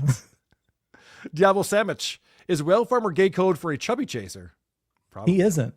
Aaron is not a chubby chaser. I mean, unless you're calling Aaron chubby while he is chasing the woman, in which case, yes. Nick in Fort Wayne, what's slower, Melton's wife or Carl's chat? Good question. Like to think they're comparable. All right. So the missing goals this week is quite compelling. And I was struggling setting up the show because the Tuesday is riveting. There's a longer clip on here that Doom put together. But I think I want to fast forward to Thursday. Did you see him miss his goal yesterday morning? No. I don't think so. Okay. This is awesome because, as I mentioned, he missed on Monday. He only made it Tuesday and Wednesday because he had to stay on because he was way off by the time he was doing his Begathon thing. So Thursday comes along, and he's not feeling real confident about things. He's not feeling great about himself. Rightfully so. Wouldn't you like to see his scratch pad, like where he's tracking what everyone gives all week long? Yes. Like I want to see like how like what we missed yesterday, what we're over in the bank. Like I want to see how he's doing. There's a whiteboard upstairs that just has numbers. It's not organized at all. There's numbers all over it. He stares at it. I have a tip for him. Maybe he could get one of these AI agents that's just listening to the whole show, and anything he says, the AI agent could like keep tally of all that for him and spit out a spreadsheet at the end of every show. Mm-hmm. Like that's a legit tool he could use to help track his stuff. I think this agent would get very confused, don't you? Yeah, someone will change their username to someone gifted $1,000 to the show. Oh, speaking of which, I don't have this clip, but so someone gave him $400 on Rumble this week and then immediately regretted it and said, oh, that's not what I meant to do. I meant to give you $40. And apparently he did Venmo back the guy $360. But let's do Aaron's a business guy. Let's do the quick math on that. Rumble takes 20%. Okay. You give $400. Rumble takes 80 of it. Aaron then Venmos back $360. Aaron lost $40. Right. And that guy went to the number one spot on the leaderboard. That's why when this happened to Stuttering John a few years ago, someone gave him $200, and I think it was supposed to be $2 because Poor's like his show. And he goes, all right, I'll refund you, but I can only give you $140 because YouTube takes their 30%. That makes more sense from a business perspective. From a business perspective, it does. Aaron told the guy don't go to look. Rumble. Don't go to Rumble and try to get a refund because they'll charge you to do that. Now, I don't know if that's true. If he would have contacted Rumble and said this was a mistake, like I want a refund for this, and if you don't give me a refund, I'm going to issue, I'm going to file a chargeback. But Rumble probably could just refund it, But instead, the way Aaron did it, again, Rumble took 80 of that 400, so he got 320, and then Aaron Venmo'd back 360. So this $40 donation, which Aaron used to claim a win. Right. That's true. 40. Yeah, that went towards the goal. Yeah. He actually lost another 40. So that actually counts as another L for the week on the goal because he was actually 80 under, not 40 under. And this is retarded. This is actually a really common scam that happens when someone accidentally sends you too much money. It shows up in your account. You send them back the overage, and then they reverse the transaction from the bank side. And so they get your overage plus whatever money was sent to you in the first place. I have $312 in my Venmo, in my Cash App account that I think was exactly one of those scams from Delethean Gross. Yeah. It has been in that Cash App account. I have not touched it. It's still sitting there, $312 from her like 2.5 years ago. I was going to play Thursday's miss, but real quick, Blind Mike goes to the front of the line. Blind Mike with $20. Thanks, buddy. Says, so I buy Steel Toe Ink for $10,000. Aaron retires on the windfall. What am I left with? Feels like a risky investment. Right. What is this company when Aaron's ready to bail out? The fact that he's saying I would sell 20% of the company for $2,000. It's like It's insane. The What audience does $2,000 would do get for together you? and buy it and shut it down. Right. For a joke. But he'd spring up another LLC or whatever, and that becomes its own thing. Sure, but what does $2,000 do? Like, oh, now I have cash flow. Yeah, What are you gonna do does it with pay this? dividends? It's a company that famously does not make money because he thinks Right. that's bad. All right, let's check in on him and Oz trying to hit the goal. Now, remember, this has been a rough week for him. He's claiming it's near perfect. That on the evening show, every time he hit the goal, he's like, we're having a perfect week in the evenings, which is very funny. But he's got to say the word perfect. Anyway, he missed by Monday. He's still behind on that, and he's having a tough go on Thursday. Send us home with a W, but in order to do that, I need all of you chipping in. I need everybody hearing my voice. Throw in a couple of bucks because I know not all of you are going to chip in. I need all of you who are even on the fence. A 5, a 10. Hey, if you want to go, I was just pointing at the green light. Yep, pretty good stuff. What is this anymore? Like, what the fuck? Shaka would be better than this. Bring Shaka back. It's supposed to trigger you into thinking like, oh, it's time to get out money and pay it to the toe. And you know what I like too is that Aaron is, I've complimented him in the past about how he's found out so many different ways to say give me money without ever saying the words give me or money. That's out the window. This week literally was just like, guys, you got to give me money. The only way the show stays on is if you give me money. Some pity. Come on, guys. Yeah, the $50. If he turned Oz into a real life Shaka, that would go viral. Bring Oz back in blackface, have him dance around while he begs for money. Guaranteed. You'll end up on Charlie's Penguin Zero on YouTube. Mm-hmm. He will cover that with a screenshot of Oz. Had a red boyless week. We have not had a donation over $45. A red boyless week. Red boyless with $5. Now, this is funny because Aaron's saying this as if it's a place of pride for him. It's like, wow, we haven't even gotten a big donation this week. Like, that's a good thing. I like that Aaron calls his weeks by what boys are missing from them. A 5, a 10. Hey, if you want to go, we've had a red boyless week. We have not had a donation over $45 this week. So we have gone almost perfect this week. I think we're just 80 short from Monday. Now all of a sudden he's vague on it. That's a little foggy. I think I'm down $80 from Monday. He knows exactly what it is, of course. So he obsesses over it. And he called it a near perfect week. This week has been a disaster. We've gone almost perfect this week and nobody over 50, which is an amazing feat. So all of you get together, knock it out. We're going to. So it's a good thing that people aren't giving him a lot of money. Interesting. I don't think that's the message he wants to convey. Fire up the chant. Then we're going to fire up the music. Oz, hit the light. And let's go. Streamlabs, PayPal, Venmo, Super Chats. Free. Alright, but have you heard this one though? Death to the IDF. Death to the IDF. Death to the IDF. Death to the IDF. Come on, baby. $140. Hell yeah, from the river to the sea. Palestine must be, will be, inshallah, it will be free. And the boy, Bob Villain. All right, let's fire up the Hulkster. Let's do the train music, then the Hulkster music. All right, here we go. Whoa, am I watching World War Z? This is my favorite river dance. We're going back to the hype train now. Interesting. Let's do it. Let's go, baby. Let's open those wallets. $140 away from today's goal. And remember, if we don't knock it out, me mum died in the holly. 10 gifted memberships from Wally World starting it off. What's interesting about that, 10 gifted memberships is $50. And Aaron started this by saying, isn't it great no one's giving us more than $45? And then immediately he gets $50. And that's great. and then now it's awesome. Now he loves it that's happening.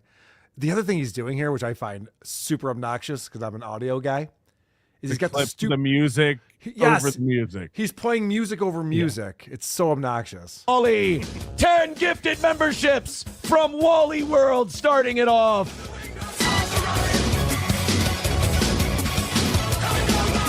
Oh my God, that's going to put a... I've gone to music festivals like Warped Tour and shit back in the day where they don't know how to set the stages. And there's like a large portion of the area you walk around where you hear both bands at the same time. Right. It's a good thing that they have a metal detector at the gate. I get very upset when that happens. $50 chunk into today's goal. $90 away from today. We're almost there. Oz is breaking out sound effects over the bit of music, over Aaron yelling, over the clips. And all of this is supposed to like get people motivated to give him money. It doesn't even make sense anymore. And I was talking about this yesterday, Moody. Twitch broke Aaron. Aaron thinks this is the only business model he can make money at because he did so well on Twitch, but Twitch is built to do this. YouTube is not. It's like everything's about give me money towards the goal, and every day, like people are just like, yeah, here's some money. I want to see this guy hit the goal. And it's like pathetic now. It's obnoxious. What if Wayne and Garth were less likable and had less things to say? Right. That's what the show is. That's what it is. Yes. Well, it certainly does suck. Thank you very much, Wally World. Now finish it up. Yeah. We are 77 memberships away from 600. That 10 gifted memberships blew a big hole in that goal. Lucky Leon gifting a membership. Thank you, buddy. Like, look, 85. Oz is a dud, but he is a dud in the right direction of where this show should be and should exist. How so? Explain yourself. He is cornball. He's cheesy, but he's unapologetically so. And look, you can... I think a lot of people tend to look down their noses at things that are mediocre in terms of art. If something's not a masterpiece or they don't personally like it, they think it shouldn't exist. I think that there's space for mediocre art and things like you've got to hang something up on a motel wall. Like something needs to exist there. You've got to fill the airwaves in rural Minnesota with something. And I think that Oz falls in that direction fine. Like it pulls it in that way. What Oz is doing would work on Minnesota radio. Yes. What Aaron is doing would not. Right. That's what I'm saying. It's not going to be the best show in the world. That's absolutely not the case. But it's going to be a passable show for the market and the location and the people that they're in, that they're around. I will never look at art in my hotel room again without thinking about Oz now.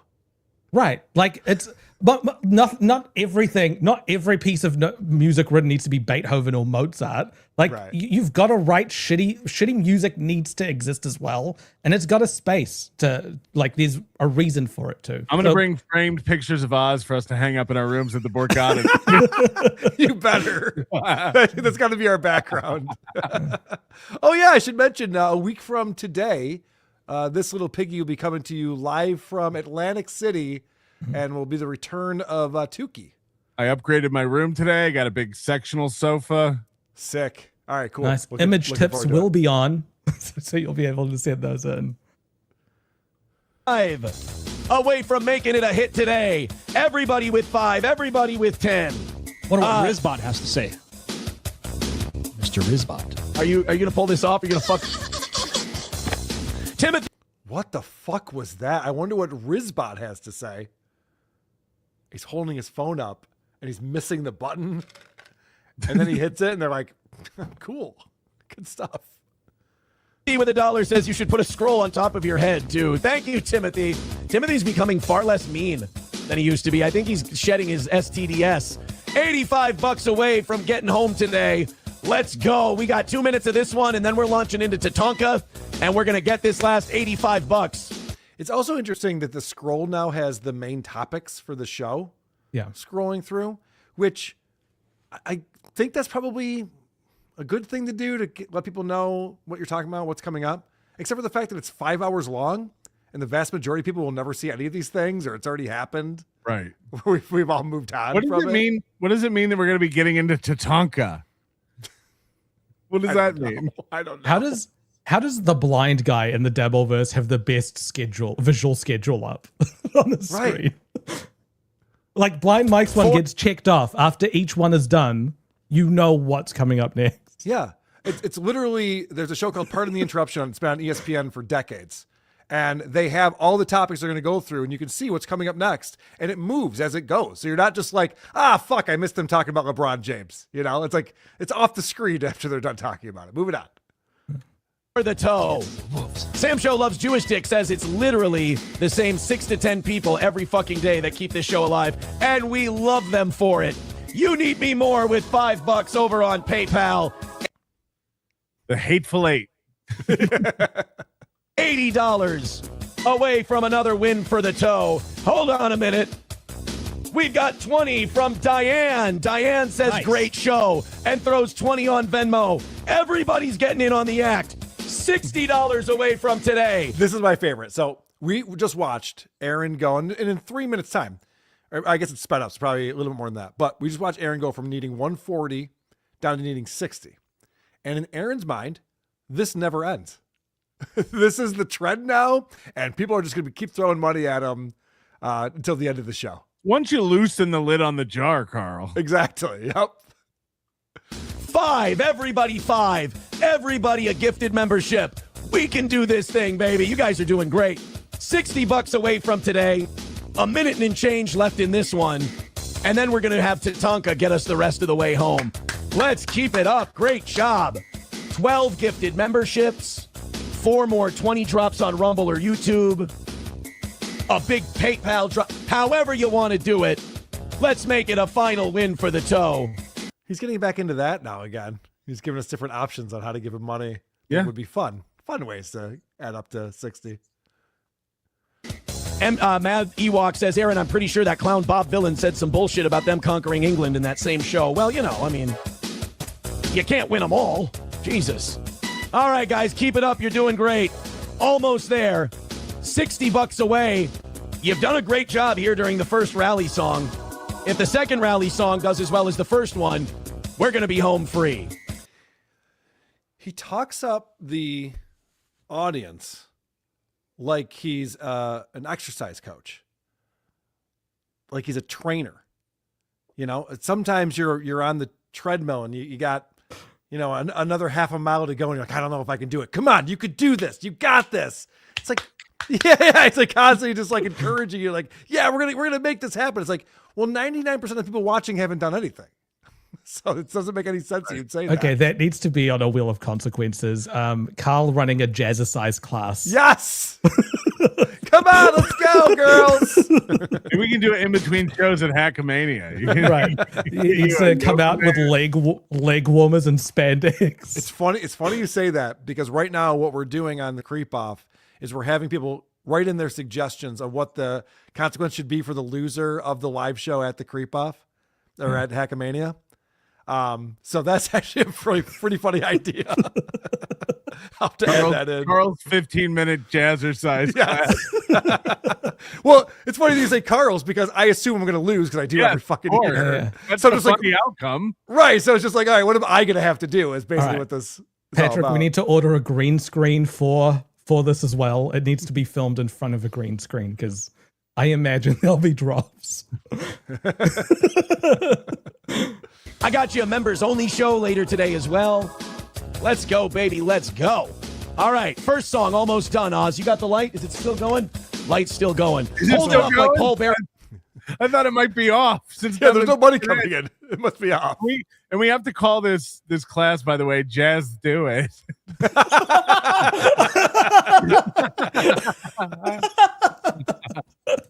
Holds up the urn. All right, here we go. Cardiff's Kid says, I can show you how to jazzercise, Carl, you nerd. All right, Cardiff's Well, Kids, I'll take you up on we're that. gonna need some people on stage doing what Carl does. Yes. So, yeah, that'd be great. Yeah, we sweat into the oldies is what we're going to be doing. It's going to be great. Fire up the next one. Here we go. Let's war dance our way. Look at Oz right here. Huh? Do you see the thing that I had? Pretty This is cool, right? KB and Chad just grabbing props. Yep. We've spoken. It's been a long time since we've spoken about this, but my eyes are drawn again to the sign that's behind him. The symbolism in that. The steel toe is way bigger than the show. So he is much more important than the show aspect of the show. The show is in blackface, so you know it's racist, and it looks like a shit that's about to be stepped on by a giant boot. And I'm pretty sure the sign's aluminum. Way to victory. $10 from Trucker 18 Wheeler says, I haven't seen Kyle lately. I think he's at the bottom of the goal. That's where I think he is. $55 away from a win.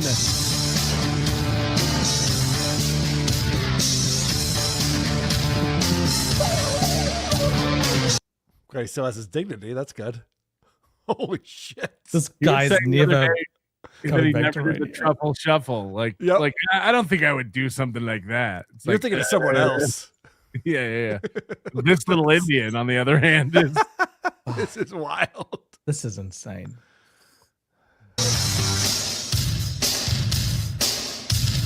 Let's go. Oh, shit. Wow, he got Stoney's energy there when he was doing the karaoke. Wrong chair. Let's do it. Coltrane says, I bet Rob Schneider hits his goal today, though. Well, his lawyer will. Oh, my God. $55 away from a win for the toe. $2 from John. He says, felt sorry for 140 down. Well, you don't need to feel sorry for $50 down.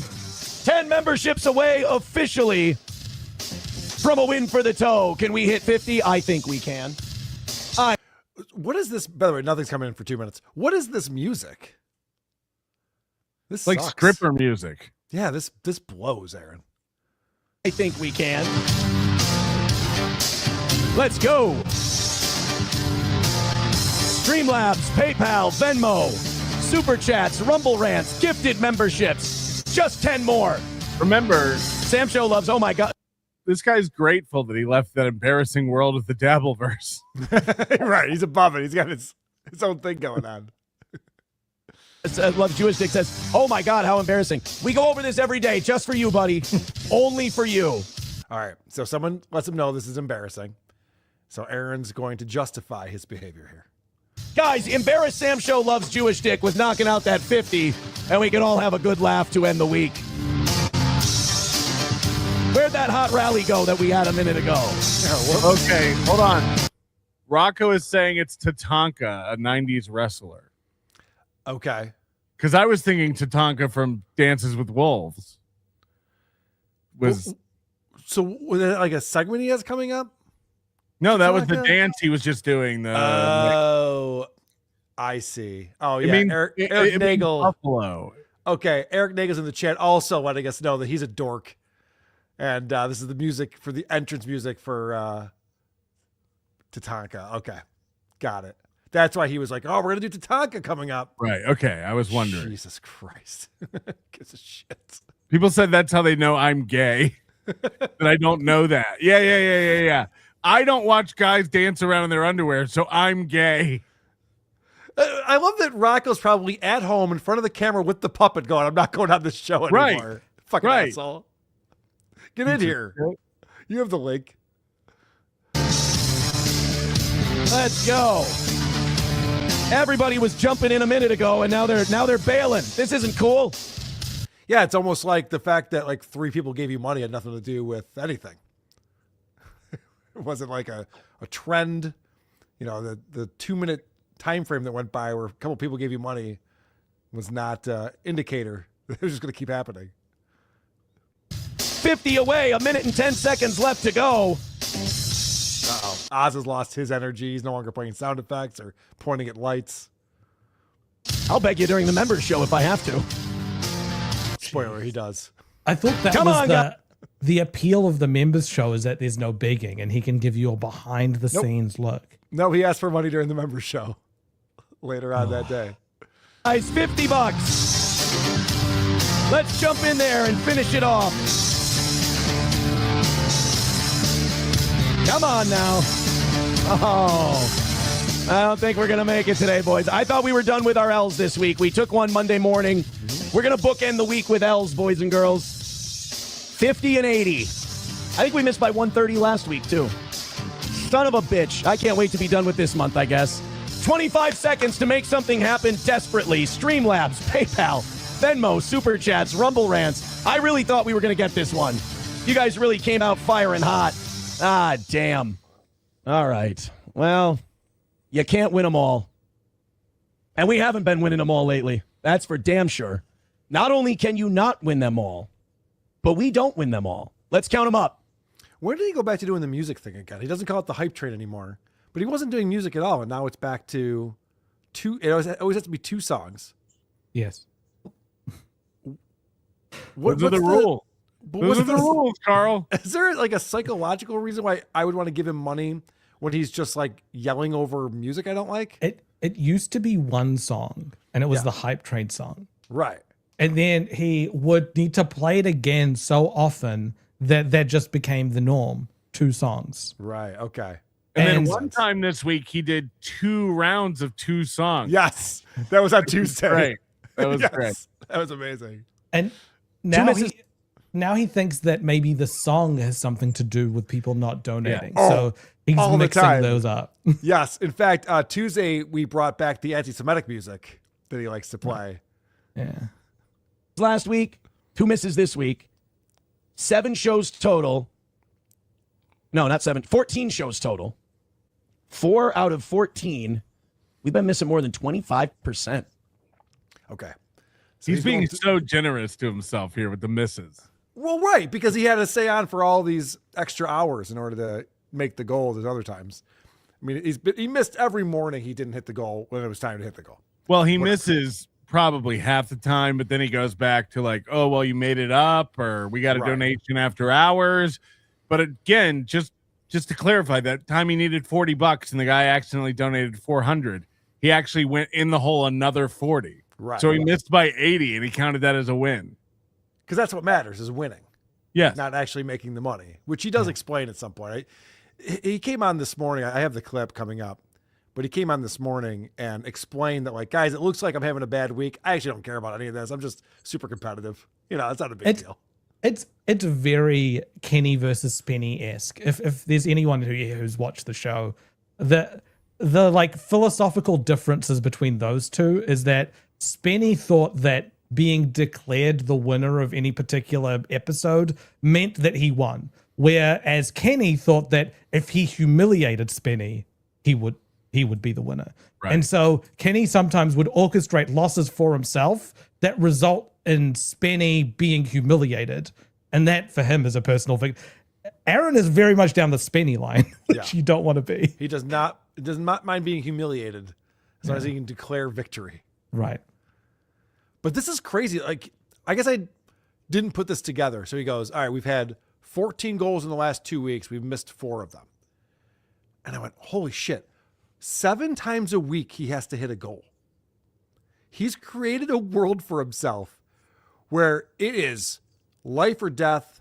You either get a W or an L. He hates L's. It bums him out. He loses sleep over it. And he does it 7 times a week. The thing that I always like when we talk about this, like perceived wins, and you know, if he can call it a win, it satiates his ego or whatever. But like, back to the April days, it's like there is a woman watching this that fucks him, and she has to know. Like April used to sit there and have to be sits there and has to be quiet. Johnny sits there and has to know. These guys, unless they're fully retarded, they know that this guy is so delusional and lost. Mm-hmm. So my question is, like, the woman, like this SP, like how long can you stay with this? She's got a kid, and she's in her late 30s, and she's probably looking around and going, look, I need to like settle down with someone. And she went back through the Rolodex of people she's beaten with, and Aaron had just come up. And so maybe that's the guy working the cash register at 7-Eleven. It's like, it's not a glamorous job. It's an honest living. But it's an honest living. This is so insane. Like, he can't afford gas station food and Weird Al concerts, but at what cost? You know what I mean? It's just like you've lost who you are and the reality you're grounded in. We're assuming that Slam Piece is still around. Aaron is not only broadcasting every morning and every night, now he's going out every weekend and doing these live streams for the protests. When does he have time for his girlfriend? Or his kids. I know. I mean, people are speculating the kids are getting pawned off on the grandparents because Aaron's just out filming protests and It's streaming probably it. better for the kids, to be honest. Might be better. They might like it better, actually. God damn. All right. Well, if you think I'm pathetic enough that you can throw some of that 50 at us between now and the members show at 11, please do. I'll be asking you guys for money during the members show, too, to knock out that last 50. Those Federales says, try this song instead. The songs aren't working, buddy. We didn't get any money during the Tatanka one. I even did the rain dance. It didn't work. These songs are broken. These songs are broken. We need the Glenn Gary songs. I even did the rain dance and it didn't work. What a child. All right, guys, we know what this is all about. It's about the goal. Supertip.gg/WATP is a great place to participate in the show, but also support us and let us hit the goal. Gonzo Shitcock coming in. Okay, guys, I gotta go. My wife and I have a reservation to Chili's and got tickets to see the Deaf Rochester Homeless Shelter Theater Program perform Fiddler on the Roof. I would go to that. I'd go to that. Awesome. That sounds awesome.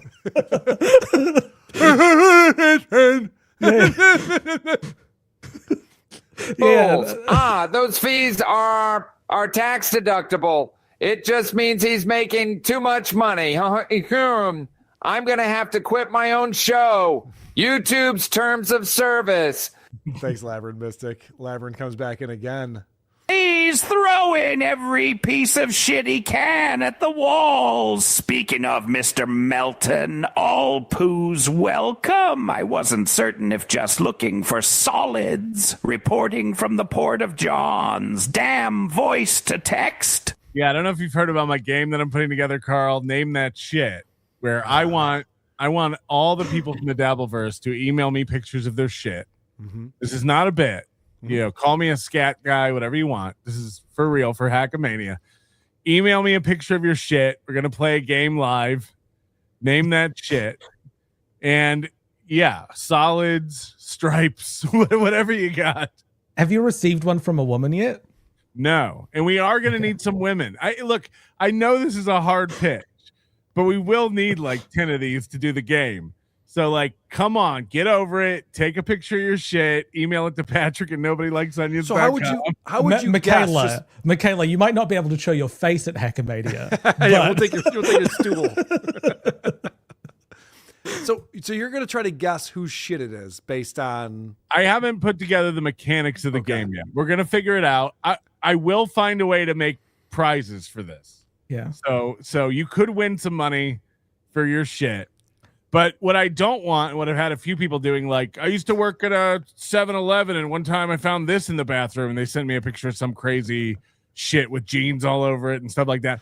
That's not what we're looking for. We want a picture of your shit. Great. You have me reported by Riles, you fucking asshole. This is against YouTube terms of service right here. Is there going to be a prize for the stool that can fool? Oh, that's good. Fool that. All right. Yes. Fool that. Yeah. Now I'm on board. Stool us. Stool us. Stool me once. Shame on you. Stool's errand. I think with Dr. Steve, this could be great. Yeah. All right. That's a good point. Put a medical spin on this. There's not enough of fiber in his diet. He needs to drink more fluids. You're going to also need to you could white balance off the porcelain. Like, you could make this even. Like, all lighting conditions, everything. Right. You can. I've got some interesting lighting conditions. I'll tell you that. I have some questions. So here's my concern. I use that blue shit that makes the toilet bowl cleaner. You know, it's like bleach and blue stuff. It's really hard to see my shit sometimes. You put it in your tank? Yeah. No, I don't do an upper deck run myself. The blue stuff. You have like I put it in the that's tank. Bad for your plumbing, man. You shouldn't do that. I shouldn't do that. Yeah, that's gonna wreck your osmosis. Your RO. throw a bunch of toilet paper into the toilet before you take a shit, Carl. And then take the shit on the toilet paper. That's smart. Yeah. I'll just shit in my wife's toilet. No toilet paper. We want clean shots of shit. That's what we're looking for over here. All right, a Bongo No Quitter coming in with $20. Thank you very much.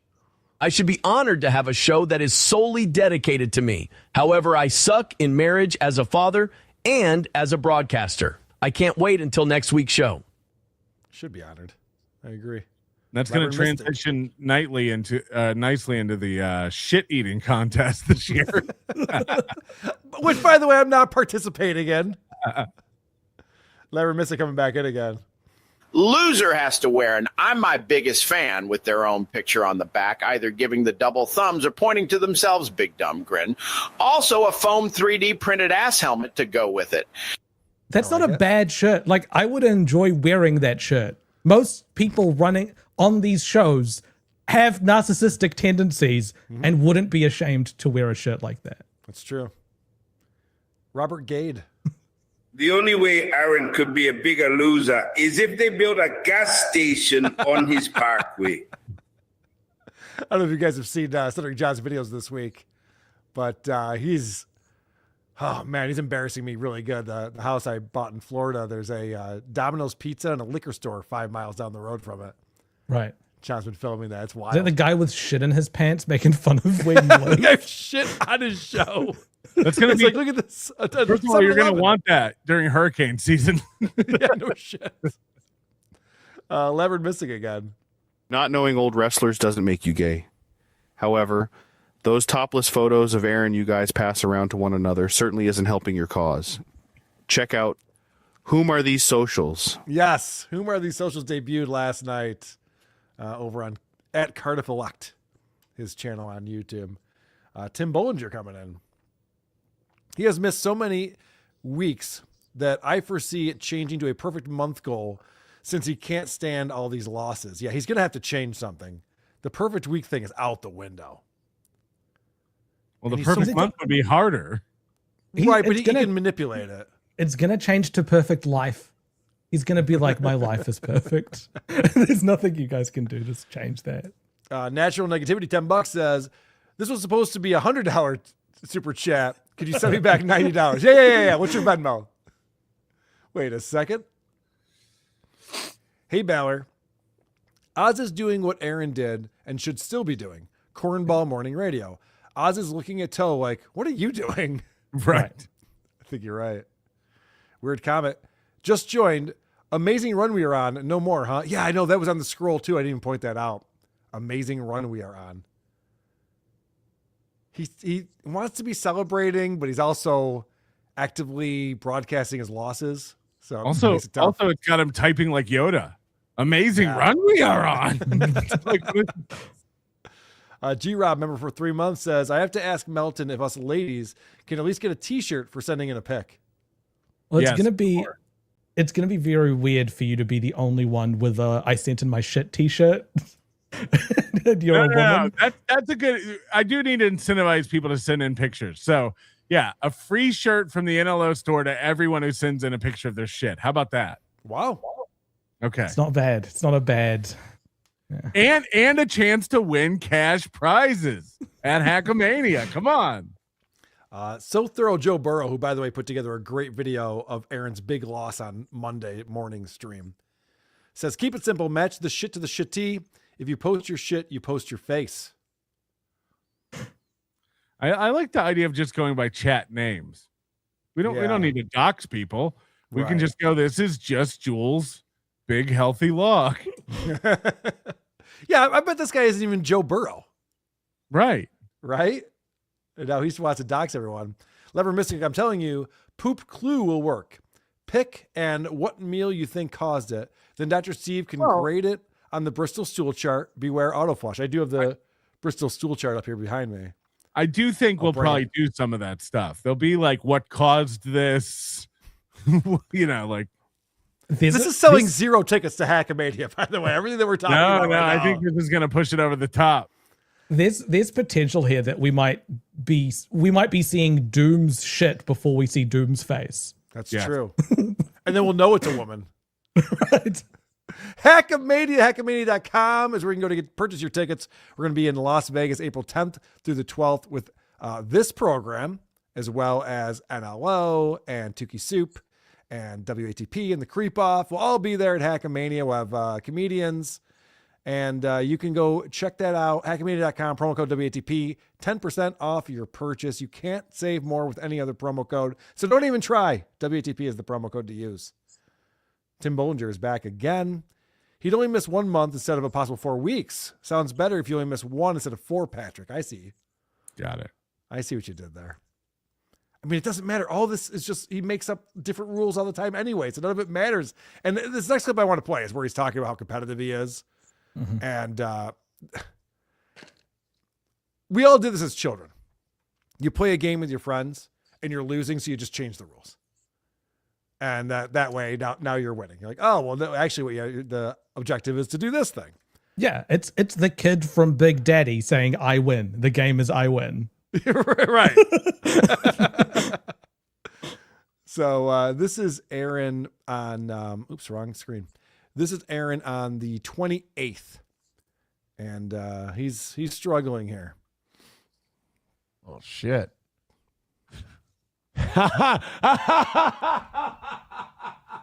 What? Oh, I broke today. I broke today. I went back to the chat, like I was going through. I go, PayPal and Venmo still seem broken today. You know, see, we got an hour and a half left. The walls are closing in on like our second a way bigger loss than Monday was. And I went back to the Rumble chat, and I'm like, part of me just kind of hopes there's nothing, and I'm kind of hitting that fuck it part. Right. Thank you, Veldrain. $1.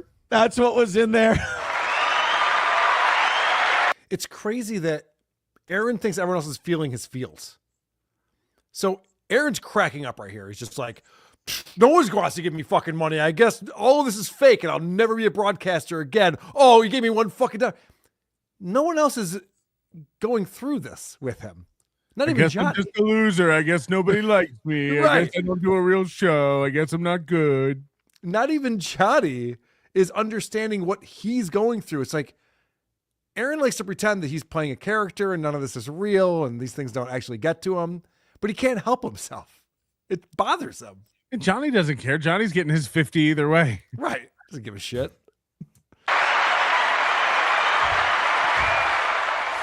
Oh, we're fucked. Veldrain with $1 says, like, very Jewish. Like, middle name is covetous and one have cast a Dashini curse on me. Kind of Jewish. Thank you. And it also had nothing to do with what we were talking about. Oh, God, am I a fucking fraud? Okay, from now until 10:30, it's pity donos. We're already at pity dono stage. Mm-hmm. No reflection of today's show at all, because clearly it's been shit. Pity donos is it. Nothing pathetic about that. Asking for pity donos. Pity donos is it? Streamlabs, PayPal, Venmo, Super Chats, Rumble Rants. I'm not running the 5-minute thing today. I'll just take whatever our L is. I'm not going to. I know. He's like, I thought I wasn't supposed to be a part of this anymore. What the fuck? It's too much of a shot to the dignity. All right. To play the music. We're too far away. Fuck it. I just now I'm getting into that phase where I'm like, this is reverse psychology, Aaron, right here, where he's going, you know what? I don't even want to hit the goal today. I think it'd be funny if I didn't hit the goal. I'm not even going to try to. I want a video game where Aaron's got like a dignity meter and it's getting low and he's going to run around looking for a loot crate. Fuck it. I just now I'm getting into that phase where I'm like, let's see if we can set a fucking record at this point. I'm going to feel like shit about it no matter what. Let's feel like shit big. We got off to a good start, too, first hour. He's throwing a temper tantrum. Yeah. This is what you children do to their parents. They're like, no, you can't go out and hang out with your friends. We're making dinner. We're not fine. I'll never see my friends ever again. I'll just stay at home and just stay in my room, and you'll never see me socialize. Like, that's not what I'm saying. Just you can't go out right now. Like, so you're saying I can never have ice cream? Right? Yeah. So, no. It's almost bedtime. It's not a good time for ice cream. It's fuck, dude. Relax. And then literally like nothing. Nothing. Ooh, is it fucking brutal. I hope you guys are doing okay, though. I hope this isn't because, like, economics are shit and people aren't doing it. I really pray that this is because I suck. In fact, I need it to be because I suck, because I'd hate to think that we are eating shit on today's show and also because the world sucks. And also people are struggling. I'd rather the show today be the only thing that's struggling and people are okay. Hold on, is he stealing my "prove you're not poor" bit? This is pure cope right here. This is 100% cope. So I really hope it's because I've completely fooled myself into thinking I'm good at this for the last 20 years of my life. It's a very nice sentiment. You want people doing well. It's our best week of viewership in a long time. Our worst week of money in a long time. People are saying, Aaron, you should burn down the studio. I wish I could. I wish there was an insurance check to be gotten. Out of that. Jesus, you don't have home insurance? Yeah, right. That is an option. Yeah. I'm pretty sure that's illegal to have a mortgage without insurance. I just love the guy that's on the left in the blue is asking for money that when you give it to him, nothing really changes. And the guy that's on the right in the red will get money regardless of how little effort he ends up putting into the show. Red versus blue. It's very deep political commentary right there. A deal. Yeah, Spunker says, you know what? I want to dig the knife into my own wound and just make it, I want to feel the pain a little bit. Aaron does this thing where he likes to play both sides. He's like, well, obviously I just suck and everyone thinks that my show blows and I just have to accept that. But at the same time, he's killing it. He's better than all of us. He gets better numbers than all of us. We're all jealous. Or sometimes the show's great and the money's just not coming in. I know we did an amazing show today. That's the inconsistency makes it difficult for a regular viewer to get into. Like Howard Stern was a prick. Howard Stern was like, I'm the best broadcaster of all time. Everyone else sucks. And he went after everyone he competed with in every market. And he never once was just like, well, I guess Mancow is better than me. I guess you guys like fucking Mancow. Is that what it is, Chicago? You guys would rather listen to Mancow? Fine. I guess he's better than me. Like if he did that, people would be like, what's going on right now? What happened to the guy? Spunker goes, don't worry, Aaron. If you go bankrupt, we'll find another morning show.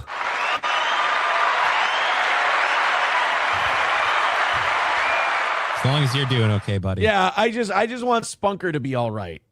I just want to make sure Spunker's okay. Oh, and then I got an email from H&R Block. Oh, remember to pay for your business tax stuff today. Yes, I will absolutely do that. Michael with $1. Thank you. He says, Daywave's on. Bye. Bye, Michael. Later. There you go. Pay to abuse me. Put me up on a fucking cross. Today's a record-breaking L for the toe. I do think that one was funny, though. Sends $1. And then goes, I'll see you later, faggot. I'm heading out. I would do that to somebody. That's a funny bit. Yeah. That is funny. It's good. Root says, you are good at this. It's just that you're a shitty person and completely oblivious to it. I think I'm less oblivious than all of you. Right. It is you that are the shitty person. Yeah, I know. I love that. That you're shitty people. I got bad news for you. We're all tied to the same tree, fuckface. We're all a bag of shit. You don't throw enough red meat to front porch conservatives. He ties waddled. He ties bags of shit to trees. Yeah, I didn't understand that at all. I don't know what he's going for there.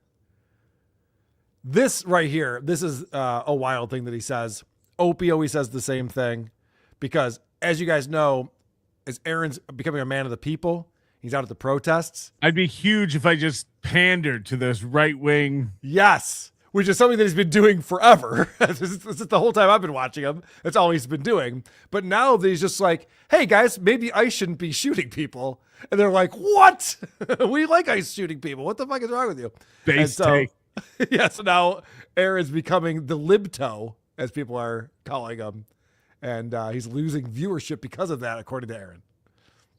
You don't throw enough red meat to front porch conservatives, and he waddled away with his fat boomer stacks, you retarded mongrel. That is all ultimately going to be a big part of my problem, is that I tell the truth and I'm honest and I speak my mind, and that I don't throw the red meat out there. That's why it's failing. He's too honest. Well, remember last week he was willing to change his stance on Israel for some money. Right. Yeah. But now he's too honest. I don't know what his stance on Israel is because that flip-flops all the time. So I don't know, just make some boomer food. I'm way fucking talented. I'm very good. I'm good enough to fucking get into that boomer grift thing. I can guarantee you I'd end up eating a gun. And I don't mean, and I've never thought about doing that to myself ever in my life. But I know me, and I know if I had to do that. Ugh. Carl, Hold on a second. I could be a pro skateboarder. Right, but you'd have to like off yourself. Yeah. But I don't like. You'd be you so gotta embarrassed. Get into trucks and wheels. And, I don't know. You'd be so embarrassed of yourself if you did that. Aaron has told us many times this is not the real person. He's playing a character, and we make fun of him, but he's just doing this thing because that's what his persona is online. And then they go, "Hey, you can make a lot of money if you just like cater to conservatives, the right wing." He goes, "Well, I'd have to eat a bullet if I did that." I remember it's just a different character or the same character. A text that Nick Recator told us about at one point about Aaron saying he doesn't want to be left alone at home with a shotgun. Do you remember that? Does that ring any bells? Yeah. He said he didn't have a gun because he didn't trust himself with it. Oh shit, I forgot about that. But I think the reality is he doesn't have a gun because they scare him. Yeah. Like I don't think he'd be able to go to sleep at night knowing there was a gun in the closet or something.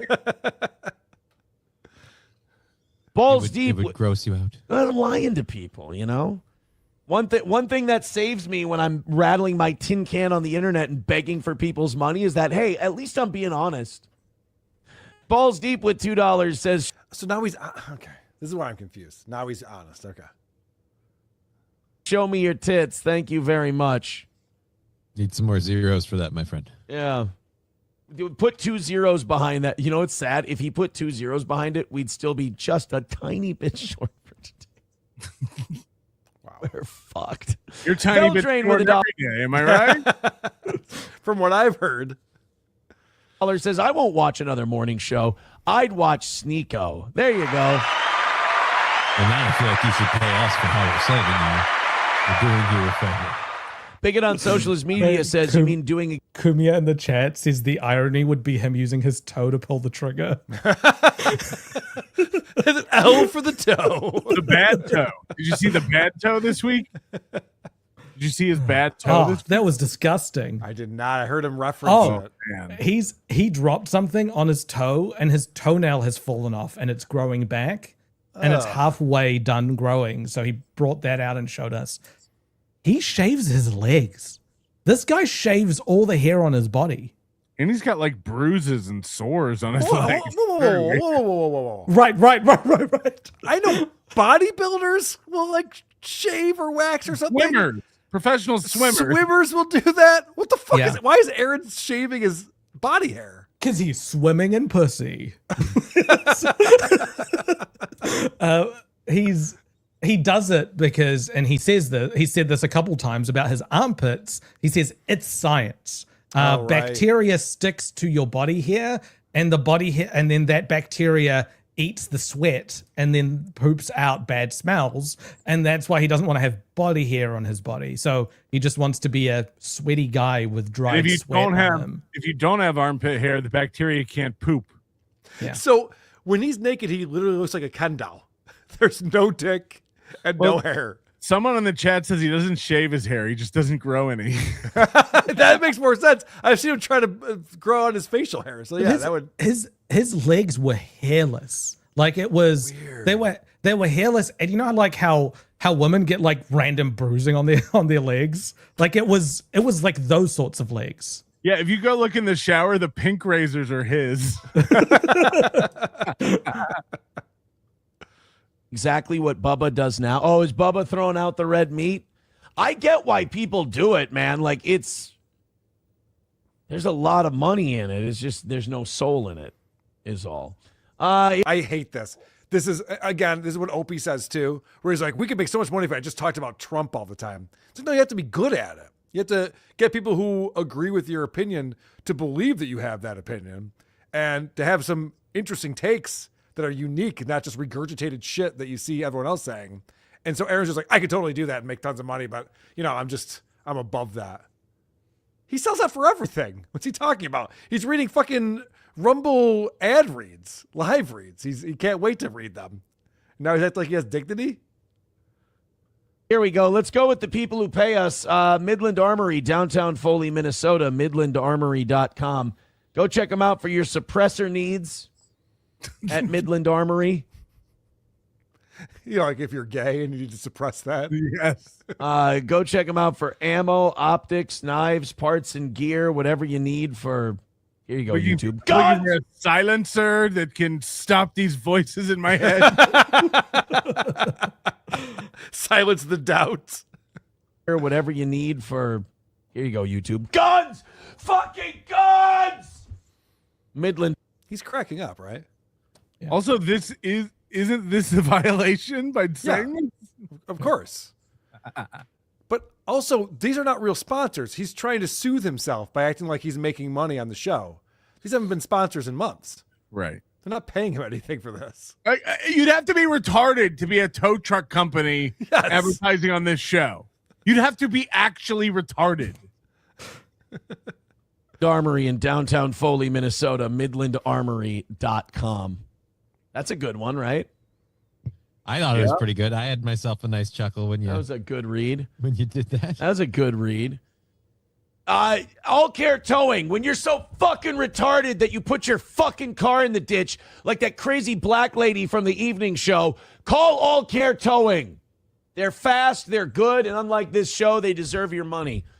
320-253-5203. When your stupid ass can't move your fucking car, they'll move it for you. Midland Armory in downtown Foley, Minnesota, midlandarmory.com. Hold on. Say the number again. Let me write it down. What No. is this? He was talking about a towing company that just said Midland Armory again. Oh, yeah. These aren't real ad reads. He's playing more pretend. He's playing pretend business. He's playing pretend ad reads guy. This is insane. Oh, no. All Care Towing. See, I'm fucked.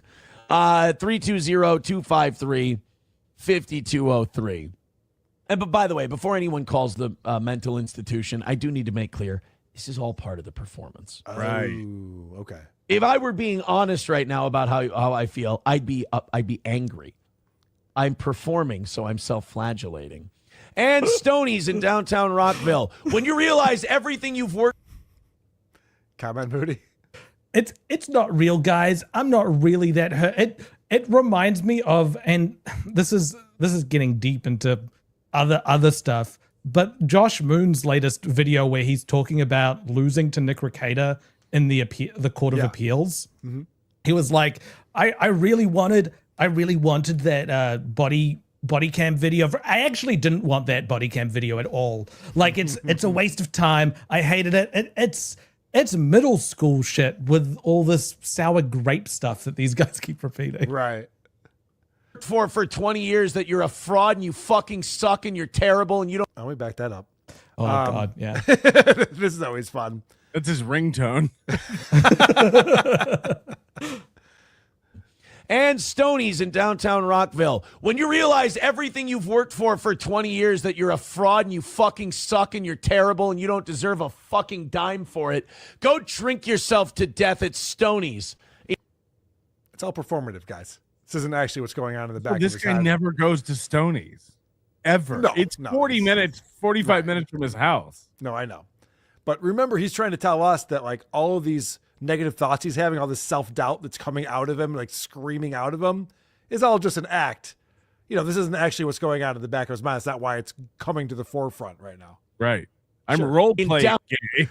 Yeah, exactly. Downtown Rockville, Minnesota, on Broadway. Don't drink yourself to death at Stoney's. White Power Wednesday. Let's fucking go at Stoney's in downtown Rockville, Minnesota. These are not real ad reads. White Power Hour on Wednesdays? It's like right happy on hour, Broadway. but it's a little more angry. It's less tolerant. It's Stoney's. Go there and drink or you're a fucking N-word. Jesus. He's losing it, man. That is what their shirts say. That pretty much does it. Yeah, kind of. Now you put me in a spot here, and I didn't want to go drink, but you don't want to be an N-word. Yeah, right now I have to. We got no good reads on Rumble Premium today either, so there's nobody wants to pay for this fucking dog shit program. Zach X is gay with $1, says +1 for showing tits. Red boys. We need red boys. $1 from Nick Gers Rigging says it's okay, Aaron. We all get an itch every once in a while that only a Glock can scratch. Well, I wouldn't use I'd use a SIG so that even when I don't have the balls, the gun will speak for me. Like, do you think that his parents showed him conditional love? They're like, we love you if if you hit the goal. If you just cleaned your room today, then we would have loved you. Like, that's the way he speaks to the audience. Right. I love doing this show if you hit the goal. Otherwise, you're a piece of shit. It's a piece of shit show. I hate it. And all of you suck. Conditional love. Just cleaning it. It went off by its own. I swear it's not what it looks like. Yeah, that's what I'll be able to tell my parents and my girlfriend and my kids. Is I'll be able to say, no, it was, they'll say, oh, it was an accident. I'll leave that in the letter that I leave for the doctors. I'm kidding, you guys. We're having a bad week. It happens. Somebody, too, with $1 says, or call All Care Towing when your dumbass sideswipes another parked car because you can't drive. It's not because I can't drive. It's because I was fucking texting, you cunt. Thank you. Good stuff. Appreciate. Feel a little strongly about that one, huh? Yeah, I do. But you know what? What is that in reference to? He must have told a story that we didn't hear. I can't believe that. He sideswiped a car. I don't remember reading that. It could have been in one of the driving.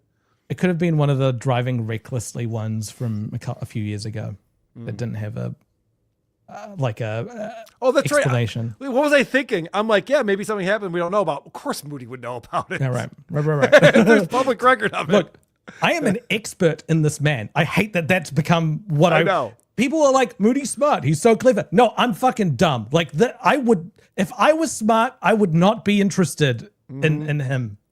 Oh no, we all agree. Yeah, that's right. But I think I have become one of the world experts in steel toe. I would agree with that. That's why you're on the show, my friend. It's not your charisma. If no joke, this is what annoys me. If all these they're like, oh, 1s and 2s, this will be funny. Hey, retard! If we just fucking did this all day, we'd be fine, and I wouldn't have to say a word.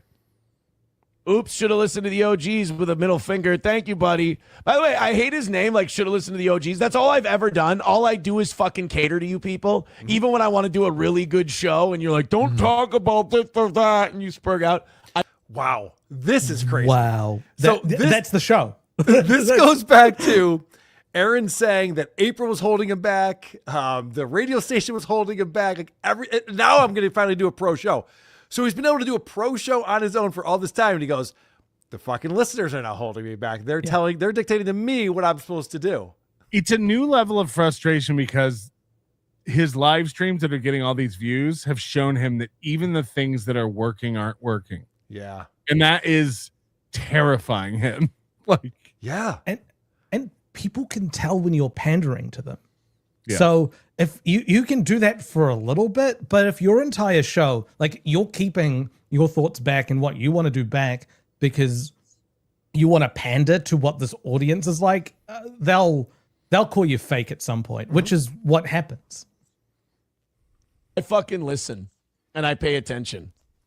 Oh, Christ.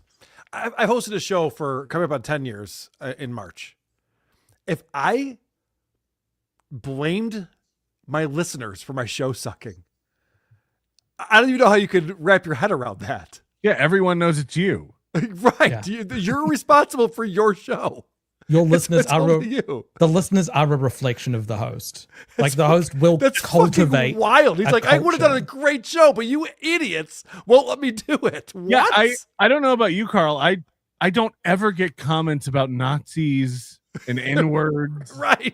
Like he gets them every day. Yeah.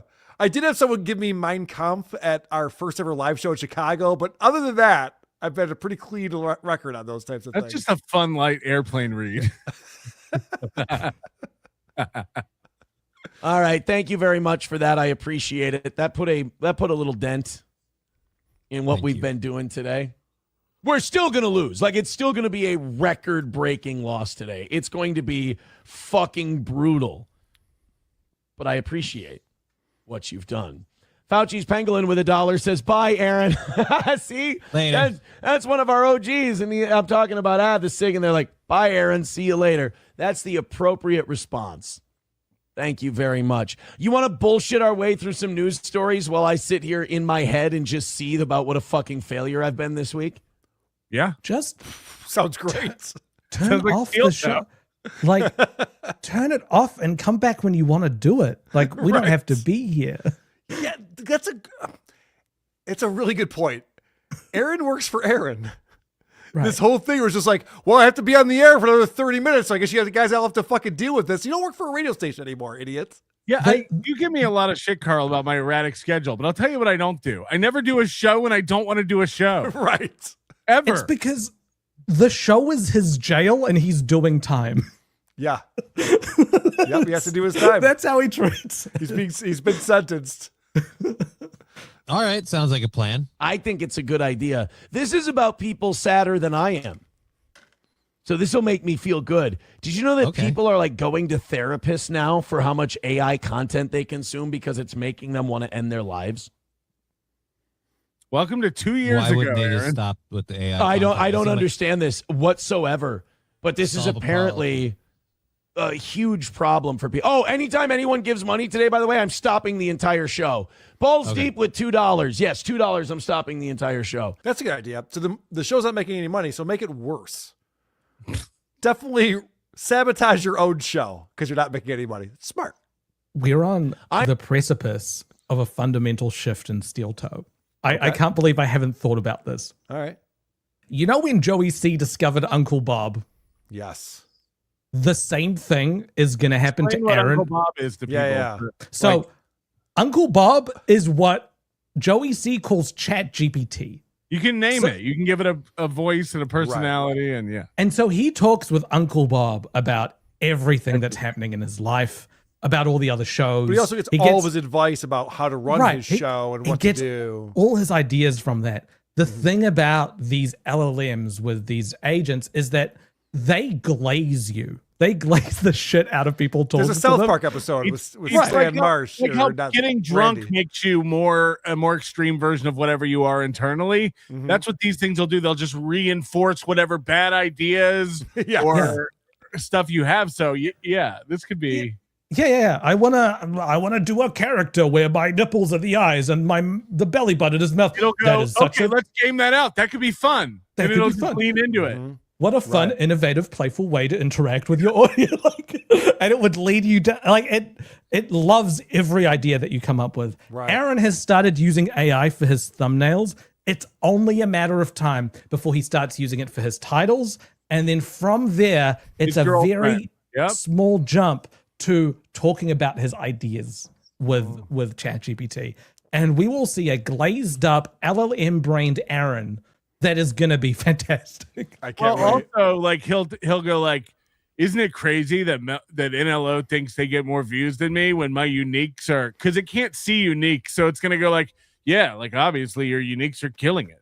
Just know, just rest in confidence. So when Aaron comes out and goes, Uncle Bob even told me that NL only has 500 viewers. It's like, that Melton sounds like a real jerk, and your audience knows that. Yes. Next time he brings up your numbers, just say this. Wow, I didn't know he did that to your daughter. It's definitely good advice to go to the court and get an HRO about it. Right. That sounds dangerous. Helping. Talk about your digestive health.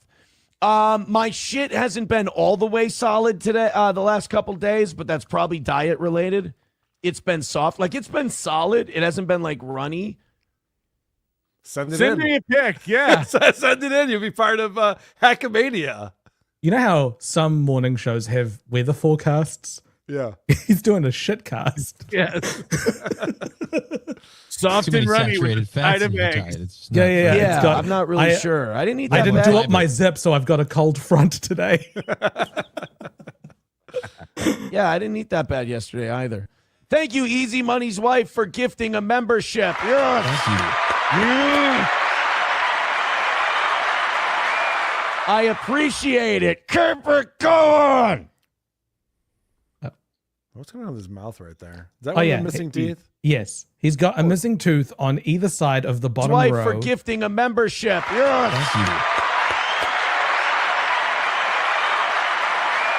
I appreciate it. Kerper, go. Oh shit, I can't. Yeah, it's not like YouTube. You're right. Yeah, we know he's missing teeth. We know he's Yeah. missing teeth. Okay. He's missing 2 on the bottom and I think 3 on the top. Wow. Is he into I think math? he has under 30 teeth in his mouth. I'm pretty sure. We're 2 away from 30, guys. Can we do one of those contests where you like guess the number of jelly beans in the jar, but if Yeah. he gets over, he gets the number of teeth. You know what's weird is that Aaron was saying this whole time we've been watching this long clip where he's like, I want to lose spectacularly. I want it to be a record loss. This is great. It's going to show me where I'm at in life, and I don't even deserve this. And then someone was like, gives him a gifted membership. It's like, yes, let's keep that fucking going. More gifted memberships. Like, oh, you were lying that whole time. Okay, yeah, that makes He's sense. like, guys, I'm such a winner. I can't even lose well. Right. Like I just win so close that even my losses are slim. On. Aaron, who lit the fuse on your tampon? Pretty good comment. That's a great line. I have to interrupt the show like Aaron does when money Yeah. comes in because we just got a $100 dono from Sidley Twins 4823. Thank you very much. Sidley Twins saying Bruce hates Aaron. Is Bruce McCullough watching right now? Is that what we're hearing? Could be. Maybe, but this is Steph. He has I think, watched. He said he has. They have watched. So and they've communicated through super chats. I am such a huge fan of Kids in the Hall and Bruce McCullough. My pen. That's Eradicator. that's fantastic. Yeah, I'm not old enough for Kids in the Hall. Well, there's no time like the present to get into them because it's aged very well. I go back and watch them all the time. I'd rather My crush wife my and I. head. Fair enough.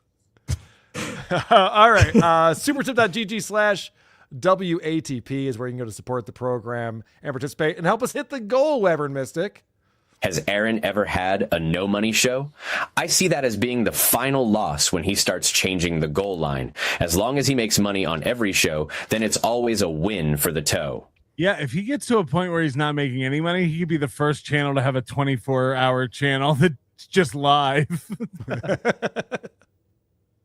Colin Madden.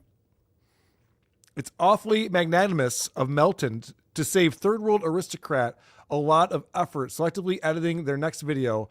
Pervert scat trick wants your poo. I don't want your poo. I want pictures of your poo. Yeah, come on, just admit it. We do have a P.O. box. That is illegal, by the way, to ship that sort of thing. Mark Not if you Davis, petrify it. Don't ruin this for me, Carl. fair enough. Patrick, are we allowed to solicit pics from our favorite fats? I can imagine the hushed awe from Royce's amazing bowel snake, or just imagine the masterpiece that Planet with a Palate will produce. Yeah, and I happen to know that Keanu needs money. So What about Donkey Lips? yeah, that'd be great. You'll be like, why did someone send me pictures of rocks in a toilet? Aaron said he wanted to get faster in the ring. I jokingly said, why don't you shave the body hair on you like a swimmer? It was in jest. By the way, looking at hairless Aaron leg pics might be GAAY. I've got you there. I've got the video up for after this, Carl. Okay, good. I'm excited.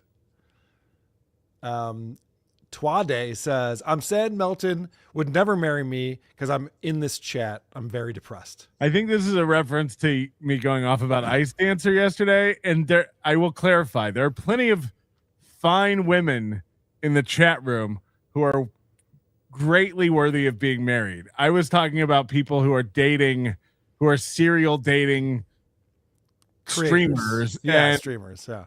getting involved in toxic shit. Like, that seems like not a good idea. So you are exonerated, Deitois. I'll marry you. I do. You're not dating Ethan Ralph, so trust me, you're much more desirable. A Geezer says, Moody, what is up with your friend's fascination with excrement? When he's not threatening to eat it or hold fistfuls over his head. He wants photos of it. Please look into it.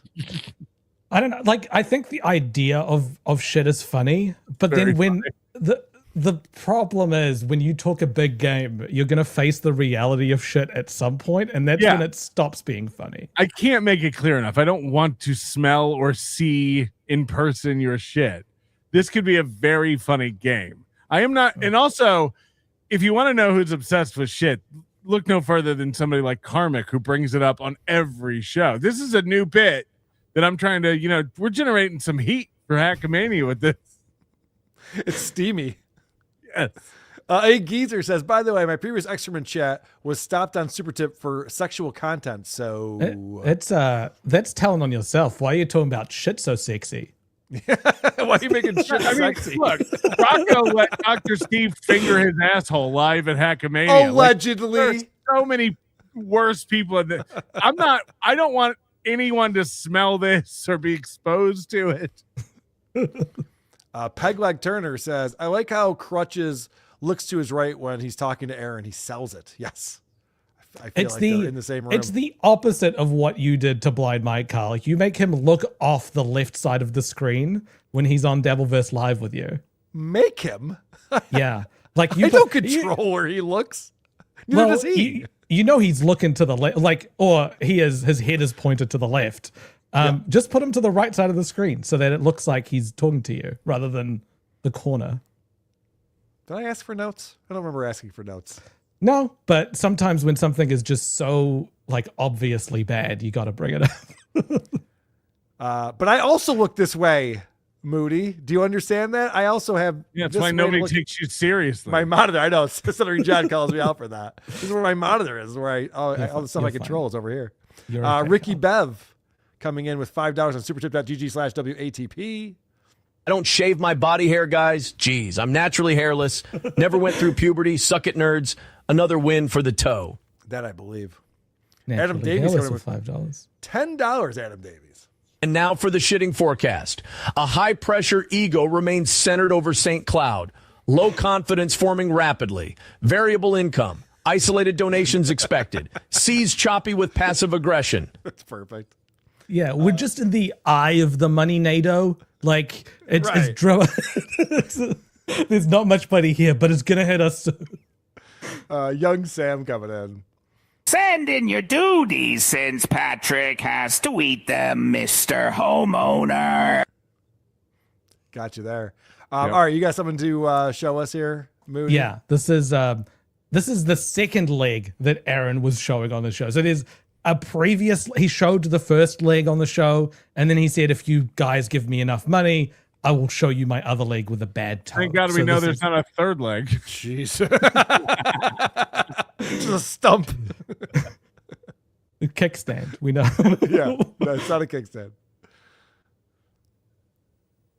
Do we really need the toe?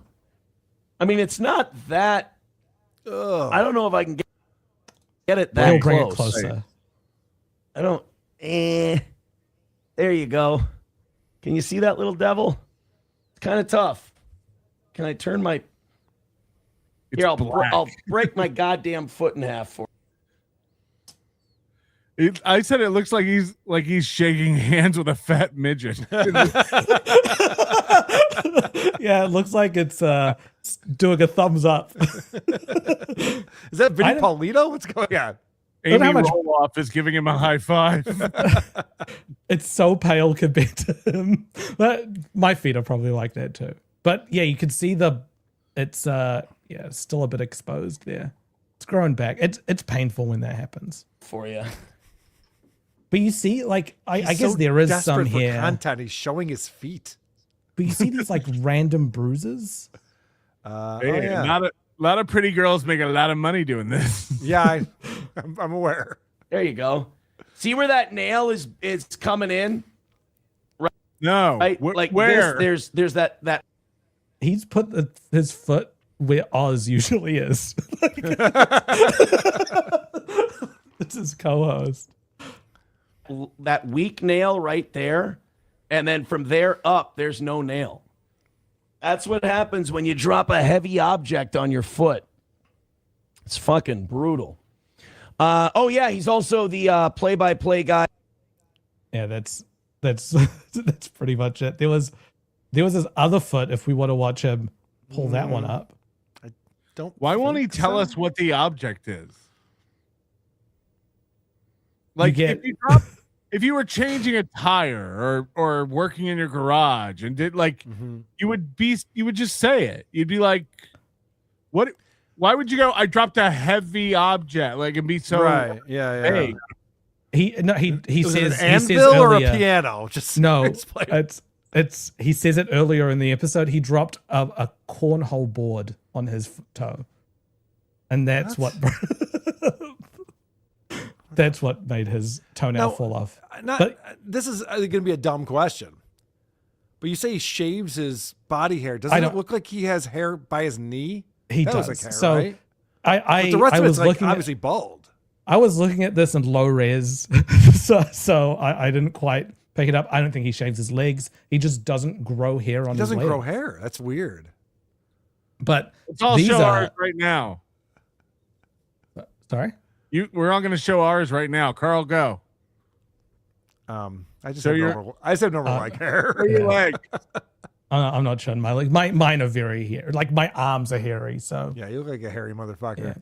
Um, Hobbit. but- I bet you got hair on your feet, you little fucking hobbit. I do. I have a do little that- tuft on the top and then one Yeah. on each toe. If I knew Moody it. did midget tossing, you wouldn't even have to put him in one of those Velcro suits.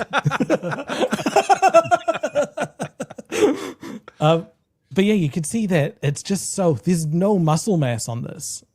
Wow, I'm It not looks gonna like make one fun of someone's Carl's abs. legs. Yeah, exactly. You're not gonna do Like- it for me. This guy is an athlete, according to him.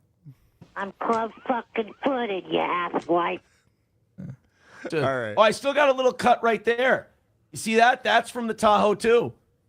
That's my other Tahoe leg. Look at that. Look at those disgusting feet. So he bruises his shins while getting into his like truck that he's had for What? years now. How is He that said he's got it from the Tahoe. So this would be when he's climbing into the vehicle, he's hitting it up against I've the never side. bruised myself getting into a vehicle before. Yeah, Gotta get because this automatic running board so he can step up. He's 6'3", right? It's like, yeah. you don't have the control scheme of QWOP to get it. or as I like to call You it, guys wanna- sport. See something gross on my toe? Yeah, anyway, That's good. Thank you, stop Moody. there. I'm glad you found that. You guys want to see something gross on my toe? I know what a segue. We do content. We do a real show, not like those other shows. What is he all right. something gross? So this is from yesterday, and this is him trying to save face for how pathetic his show had been all week, begging for the goal, and really just dignity out the window as he's just. I don't even know how to explain it anymore with how he will do anything to get the money, and he tries everything. We just saw him going with the I don't even care, and then the please you have to give me money, and then the I guess I'll just off myself, and I guess I'm not worth it. It's very similar to like if you were to Google Keanu C. Thompson's nudes. Mm-hmm. We all want to think that there's this stuff we could do if we ever had to make money. If we ever got into some desperate situation, we want to think that there's something out there. You know, like I imagine an attractive woman thinks I could always start an OnlyFans. I could always whore myself out. I could always, but men have that too. Like I could, with Aaron, I could always do the right-wing grift thing, right, and clean up. I can always do that. It's always embarrassing when they do the thing and then can't make money. And then it doesn't work. You don't want to That's find the out. best. That's Yes. That's the lowest you could go right there. Like Josh Denny doing his right wing grift podcasts and right. Yeah.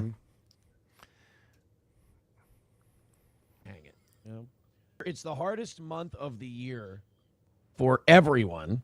And statistically on YouTube, it's the worst month of the year. But we were able to, I think, ultimately break even because we had those, hundreds and hundreds of thousands of views on those, the live coverage, and we kept that separate from everything. So I don't think we were exactly hurting this month. What? Whenever you, What does that mean? What does that sentence mean? He's claiming he made ad revenue on his streams. Okay. He's going to say that later on. And if that's the case, like I make ad revenue on videos I post. I post videos every morning at 5:30 a.m. Eastern time, and they're monetized by ad revenue. If I had 200,000 views on those, it'd be a good month. And the way he's been so desperate to hit this goal and things have been so bleak, I don't think he's actually making ad revenue on these. Because you and I have talked about this. Yeah. In order to make ad revenue, even if you have 200,000 views, people have to watch it for a certain amount of time. You also have to go in and like turn on monetization and configure it and stuff. Yes. I have a feeling he hits go live. Yeah, I agree. And I don't think that anyone's sticking with it because the content's not compelling. You might be like, oh, this person's there live at the protest. I want to see what's going on. And then you watch it for a few seconds. You're like, oh, he's not commentating on it. He's not talking to people. We're not watching anything that's interesting. And they back right out. I bet he has the average view time is less than a minute on these videos. We've heard him talk about large sums of money before, and it was as little as $20. Right, for a Rumble ad read. I've heard him say somebody needs to give a shit ton. Throw in $20. Mm-hmm. Like, I've heard him say that. Mm-hmm. To see me miss a goal or anything like that, and you're like, oh my God, this is it. This is the end. I am a retard. I played sports my whole life. Still do. And I am probably unhealthily competitive. So this is him trying to save face. He knows he's embarrassed himself all week. He's also played radio his whole life. You're right. Yes. Played father. And businessman. Yeah. All these things. So this is hilarious. He's trying to save face and being like, guys, listen, when I get down on myself, it's just because I'm trying to win a game. That's all it really comes down to. And so as weird as this sounds, the money we make is a point of pride for me, yes. But when we're actually doing the goal thing on the show, it's a number on a computer screen to me. It's my high score that I have to hit. I know that doesn't make sense to most people, but if I think you played sports your whole life, because I think a lot of people see what we do goal-wise, like, you're pathetic, you're begging for money. I don't. We've said this before, but you can't, if you lose a game, you can't get a touchdown tomorrow. Right. And then it counts on yesterday's game. It's a great point. And it's a perfect week. Sorry, Seahawks, you haven't made it to the Super Bowl week. Yeah. The Rams stayed in the stadium after you guys all left. Sorry about that. Don't even see it as that when we do it. To me, it's you're playing a video game and you're like, all right, I spent the last 4.5 hours playing the video game. Let's see if we get the high score at the end. And that's kind of what the rally is. I don't know. Most people don't see it that way. It's the opposite of what someone who played sports their whole life, it's the opposite take of what they would have, because sports is a pure form of competition, meritocracy. It's black and white. You win or you lose, and that's it. Yep. His winning and losing is so fluid and variable. It's what you wouldn't expect from someone who's played sports their whole life. Someone who's played sports their whole life understands that you win some, you lose some. Yes. He's not that at all. It's not that at all. It's like, even though we lost, we did so we won. And it's like, yeah, that doesn't fly in any sport. And like, any athlete would tell you it's all about having a short memory. Like, let's say you're a goalie at a hockey team, NHL, you have a bad goal. You can't start reeling from that and just get out of position after that. You have to forget about it and move on. And you do lose games. And then the next day you don't think about that. You're like, all right, now our goal is this thing. We got to do this. Aaron talks about what happened on Monday over and over and over again. Could you imagine a sports team where the coach is going, guys, we've lost twice in the last 2 weeks. I don't want to lose a third time. It's like, that's not the right mentality for that. Yeah, it's just like his whole mindset is fucked. Birdies don't erase bogeys, and like, and first of all, he doesn't putt, so you know, right? It doesn't matter. Like, I don't know sports, but I play chess, and I imagine it translates. Sure.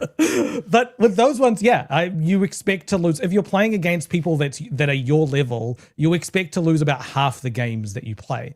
Otherwise, you need and that to, like, makes it fun. By the way, Right. Moody, winning every time is not fun. That'd the suck. fact that he plays like Candy Crush or whatever he plays Royal Match or whatever. It's like Yeah. he's like a chick. He has to win every fucking time. He's definitely flipped over a Monopoly board. Yeah, right. He's I'm not going to jail again. And it's like you learn something from the losses and you're playing the game because you enjoy playing the game. Right. He's miserable while he's achieving the goal. Once he's achieved the goal, he's ecstatic. Yes. He doesn't enjoy the game. He doesn't like being out on the field or thinking about his next move. Well, He wants to win. It's like we talked about recently, where it's like if someone scratches on the 8-ball in pool, technically you win. But for me, I don't feel good about that. I'm like, yes, I beat that guy. He scratched trying to hit the 8-ball in. Whereas Aaron, if he got $300 in the first minute, he'd be like, fucking great show. Hit the goal. And he'd tap out. Like that's a win for him. He doesn't enjoy the game at all. And that's probably really healthy. But I'll have you know, if you're a fan of mine, I am having a good time during the rallies. Sure. I don't want you to worry or anything like that. He's lying. He has told us so many times, this is the icky part. This is the part that I hate. I wish I didn't have to do this part. This is the Everything's only so great. bad thing in my The life. only bad thing in my life. Everything else is great, but I have to do this stupid thing. And now he's going, I love doing that, guys. Just so you know, But I'm having a the blast. projection here. I don't want you guys to worry. It's like, yeah. Yeah. He is lying. I'm having a good time. And if we lose a couple of times during a week, it doesn't mean we're folding up shop and steel toes going anywhere. It just means. Remember what it did? Do you remember? I think it was around August, September of last year when he's just like, if we don't hit the goal, it's over. And he was looking for jobs. And we've seen it a few times in the past few years. Yeah. And now he's like, guys, just I missed a couple goals in a week. Voiceovers, selling cars, marketing, sales. Yeah. God damn, it would be really comfy if we knocked out these numbers. Nothing, hey, everything aces. I don't like, we could sit there and like, if we lost $10 at the end of every show, we'd be totally fine. I would not be totally fine because it would not be, oh, we lost $10. For me, it would be, I lost the game. It would be the same as like losing 3-1 in a baseball game. I think, we lost the game. It's mental illness. So hold on real quick. Keep that thought. He just admitted losing by $10 doesn't actually mean anything, but he gets really pissed off about it because he's lost the game. And he said it's mental illness. Acknowledging it does not cure you. So just because you understand that what you're doing is bad for you, continuing to do it is the problem here. Also, yeah, go ahead. Go ahead. It does matter as well. So $10 off of every show, 8 shows a week, 50 weeks in a year. So he takes 2 weeks off. That's $4,000.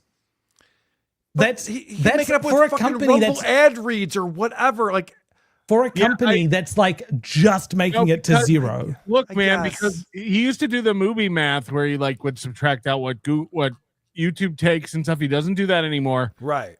What he actually needs is so much less than what he actually makes. Yes, I totally agree. If he changed the goals tomorrow to 290 and 190, I don't even know what they are anymore. If he cut him in half, he'd be fine with what he could still make a living and pay his mortgage.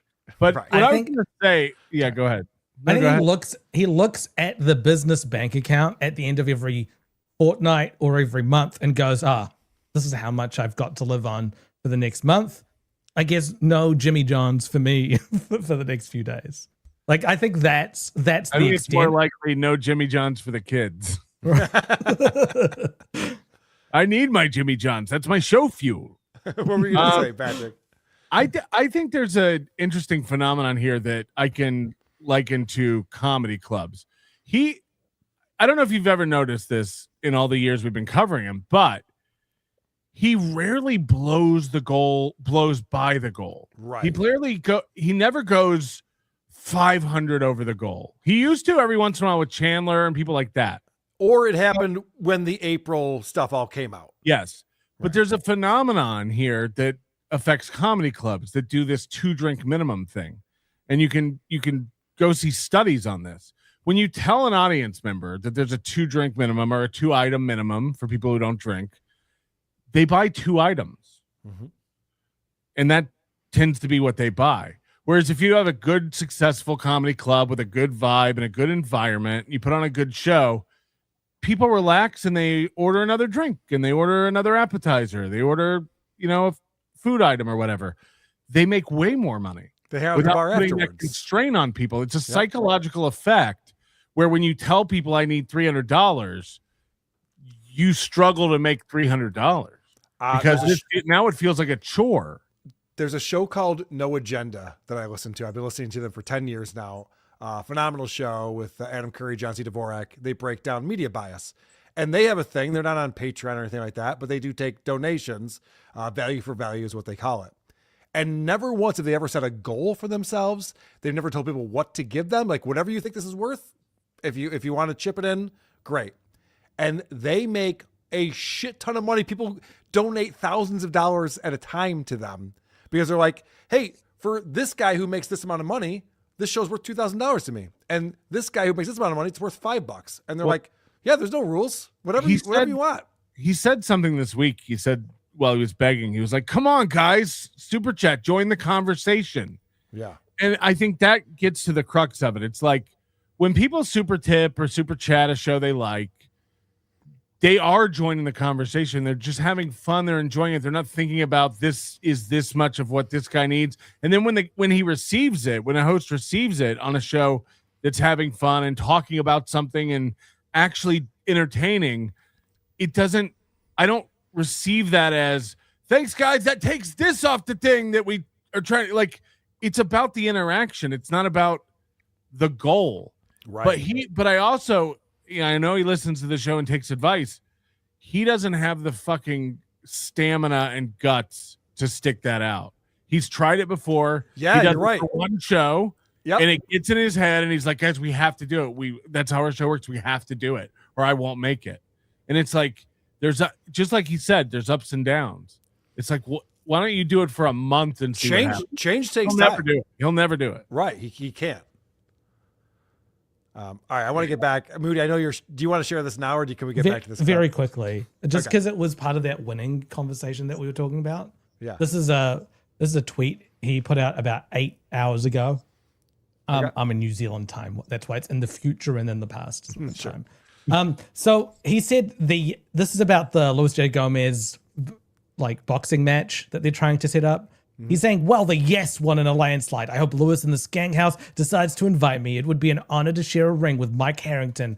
Done with the amateur USA boxing stuff, onto the big leagues with the Skanks. Ugh. A landslide.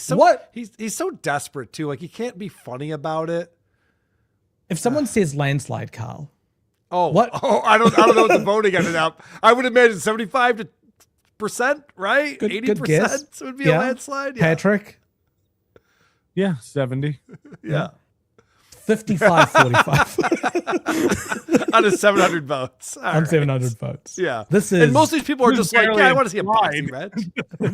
Right. This is mixed results. It's hilarious. And someone points it out. Winning by 10% isn't exactly a landslide, partner, but whatever makes you feel warm and fuzzy inside. Oh, no. He says, I can see this upset you. Double digits is a landslide, baby. Oh, boy. He says he's not on parole and doesn't have any travel restrictions. He does have travel. He's not on parole, but yeah. I don't know. Why is he responding to each one of these people? What's wrong with him? I thought he didn't live on the internet. I thought he touched grass. Here's how insignificant that 10% difference is. If the third option was Ray is gay, he might have lost. It's also, I mean, he doesn't have travel restrictions, but he needs to inform the courts when he's about to travel somewhere. Yes. And they can deny it if they want to. So that's, He's responding to every single person in here. Yeah, that's for coaching, and this isn't USA Amateur Boxing sanctioned. Oh no, did you guys get something else wrong? You're used to it? Okay, this is the part where you launch your angry cop insult. I'll let you let you go last. But it's not for coaching. It's for any USA Boxing sanctioned, any USA safe sport. It's also, you're responding to Barstool Boff. Right. Like, he's like, oh, you guys. Like, he thinks that everything is this collective we. It's like, that's just a random fucking idiot on X. What are you doing? Yeah, he probably sent that to his lawyer and like, look what Melton's making him do. Yeah, right. He's got 52 followers. Right. What are we doing? But it's like these are the rules he has set up. He said he's not allowed to fight anyone unless they're Safe Sports certified, unless they've got USA Boxing, unless they've got their physicals done. He set those rules up and used those to pull out of 2 fights that he instigated the challenge on. Yep. And now he's acting like, oh, you guys don't even understand what's going on here, you idiots. Didn't even need it. You guys are stupid. Yep. I can't believe Moody hasn't pointed out. Yesterday was 1 year that he's been suspended from Safe Sport. We started the show with that. It was we did? The show. Yeah, the 29th of January. Thanks, Moody. Don't you listen? I got to get back to this. This is fucking crazy. Him trying to explain why it's such an embarrassing week with his actions. Oh, and I should mention, this is his members only. This is Thursday afternoon or whatever, after the Thursday morning. Just real quick, every single thing this guy has ever leaned on to prop himself up and make himself seem worthy of just being a superior being has crumbled since we've started covering this guy. His marriage, his hobbies, his friends, all of it. His coach. He can't go to the gym he used to go to. Yeah. His wife's gone. Corey's gone. Matt's gone. Johnny's barely there. Oz is a new prop, I guess. But like everything that, and it tells you how he uses these people and these things as tools. Like he drags them into his fight. And then they go like, I'm not involved in this. What are you doing to me? The way he got Coach Scott involved in this is I'm still, because that guy's. But remember how he used to hold him up and go, ah, ha, ha, Scott and I are getting you guys, and we're good friends. We talked several times a day. You don't even know. And it's like the way he turned his back on that guy and threw him away. And by the way, he didn't have to stop going to that gym. No. Scott's such a nice, gregarious guy. Yeah. He sees all sides of this. He doesn't care about it. He's not serious. He's being honest when he, everything he said in that video. Like he's being honest. Like Aaron's got a big head. He gets in his own way. He should be a little more humble and realistic about stuff, but like that's not out of pocket. He can't handle it. Aaron's still on a journey. He's got things to learn, and I'm helping him be the best person he can be. Right. He's got a lot of work. Like that's how Scott would see him, as a work in progress. But the problem was Aaron propped himself up as the coach and this authority figure at the gym, and all the kids looked up to him. And then as soon as we got to see what was really going on, it embarrassed him.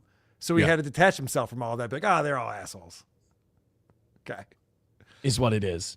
But I'm happier it's that way to me than it is like the begging for money thing.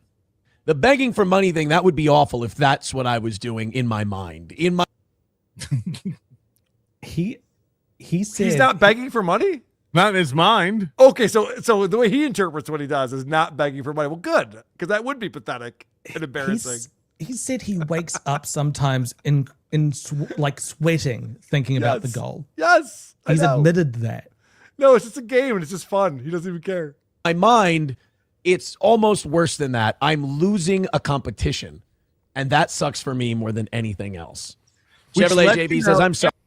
That's such an insight into how he must feel about everything else. Because while he comes on and goes, I'm beating everybody. I do better than them. They wish they were me. I'm destroying everybody. The war's over.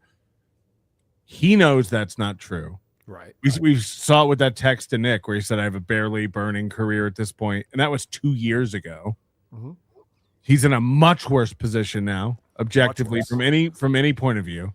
And if the goal bothers him that much, and he's admitting that's a competition and he feels like he's losing and letting himself down, extrapolate that out to every other aspect of everything going on. This dude's in a turmoil we couldn't imagine. His friends are a game to him. His kids are a game to him. His relationships are a game to him.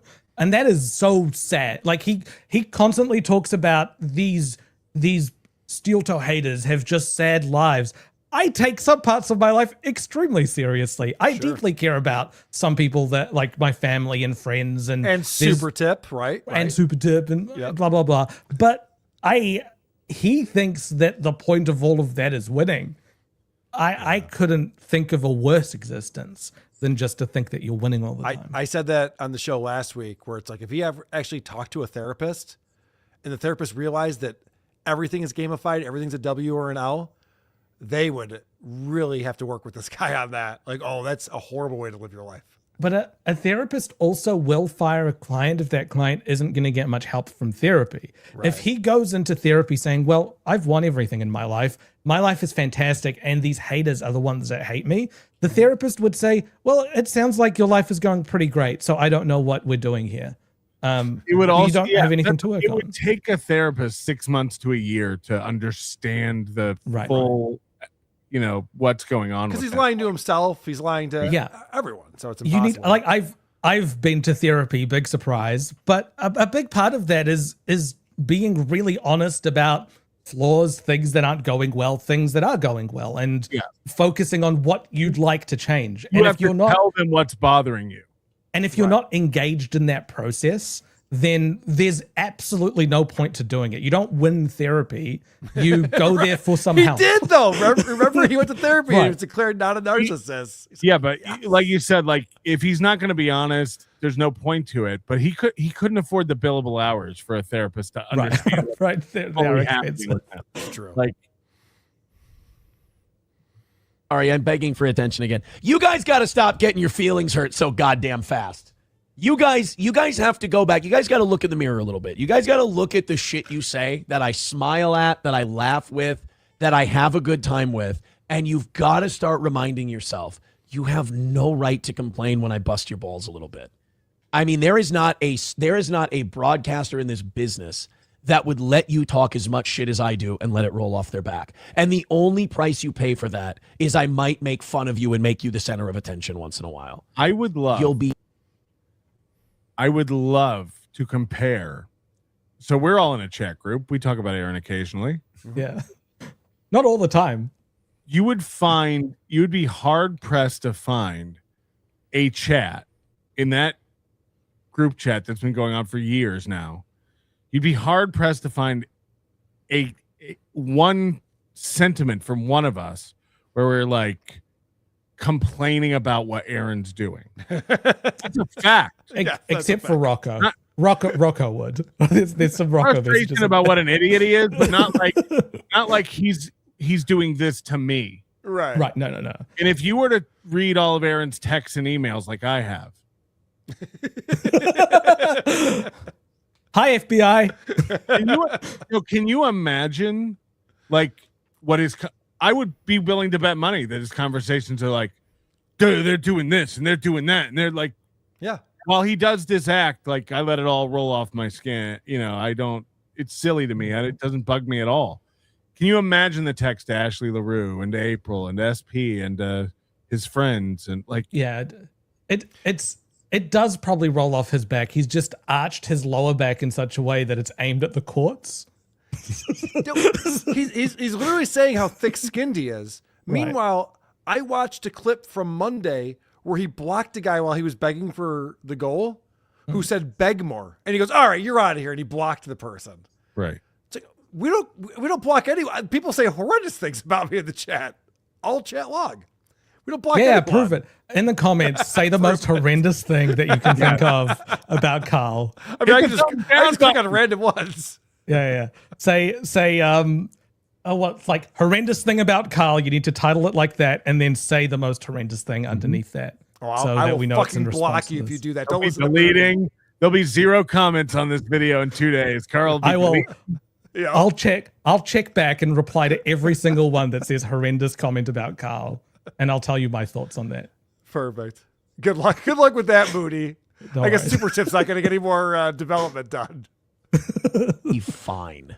Jesus. People like Melton, if you just say, Melton, you're not very good, he's so insecure because he knows he's not very talented that he blocks people. Is he just making shit up again? Yes. Where is this coming from? Holy shit. Right. He goes, this is the guy I just watched block someone. And he goes, who blocks people is Patrick Melton. What? I watch too much of your show to know that you do not block people.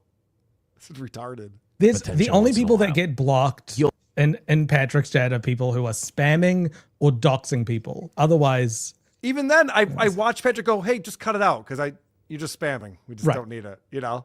Usually give people a chance. Will be fine. Jesus. You know, people like Melton, if you just say, Melton, you're not very good, he's so insecure because he knows he's not very talented that he blocks people. He just blocks them for saying that. I'll block you for going, Aaron, notice me, Aaron, notice me, Aaron, notice me, Aaron, notice me, Aaron. All right, bye. You're up my universe. Get out of here. Like, you're fat, you're gay. I mean, could you imagine? Could you imagine? Think of yourself for a second. Could you imagine letting some nameless guy on the internet impact whether or not you think you're fat and gay? You'd be the... Holy shit. This is the guy who told us about his chin exercises because people were making fun of his fat face. Yeah. And he's like, surgery. Yeah, he's like, I got to get surgery done. He's like all concerned. And he was getting mad at people who were making fun of his chins. And now he's going, could you imagine being so sensitive that people calling you fat would bother you? Yeah. Just Jewel makes a good point. Aaron got a court to block Melton IRL. Yes. on the internet impact whether or not you think you're fat and gay. You'd be the biggest loser. I think alive. you could genuinely have a speed running competition about getting blocked in Aaron's chat. Yeah. Without spamming. Like no spamming ban percent in Aaron's chat. That could happen. Let me ask you this, Patrick. I haven't gone all the way back to NLO days. Have you ever had an unblocking session on your show where you go in and unblock dozens of people? Only because one day I blocked anyone who typed as a bit. Okay. So then so immediately after the show, I unblocked everybody. But we did a bit one day where I said, we're blocking everyone. Block everyone who types something in my chat. Anthony says, has Aaron ever thanked Stuttering John for keeping him from being the biggest hated loser of the Dabbleverse? No, he should. There's fractures though in the Dabbleverse. Like it's not a uniform mass where everyone, because I don't know about Stuttering John that much. Right. I see him from time to time. I think I'm in the Dabbleverse. I don't know, but I'm close to it. But I have nothing to do with Stuttering John. Aaron's Painkiller got blocked for saying wow 47 viewers. Tim Bollinger has been blocked 3 times, still blocked on Rumble. This is just not the right argument for this idiot to be like, I have thick skin. I don't go around blocking people. What? We've seen it happen in real time. Sandman says, are you seriously going to talk about money on a member's show? Absolutely. I'm a sore loser. 100%. You cannot shame me about, licking my wounds after an L. So, guys, Sandman says, are you seriously going to talk about money on a members-only show? Yes, and whenever anyone contributes any money to this members-only show, I'm going to mention it then, too. I think these anti-steel toe people someday are going to start to realize there's no shame. This is a show.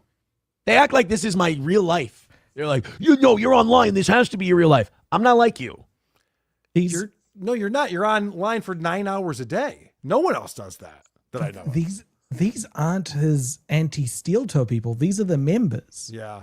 These are your who are like, are you really begging for money right now? Like we already pay you money. This is going, sacred yeah, of course ground. I will. This is pathetic. And the fact that he goes, it's not pathetic. It doesn't make it so. I separate it. Aren't you embarrassed to beg for money? No, because this is just work. This is not like I do this part so I can have a life. Have basketball at the next anniversary show. A panhandler sitting outside Vaughn's would be making the same argument. Yeah. Here is where I work. Out there is where I live. Right. And I'm just here so that people give me money. If you gave me money, I wouldn't need to beg anymore. Like this.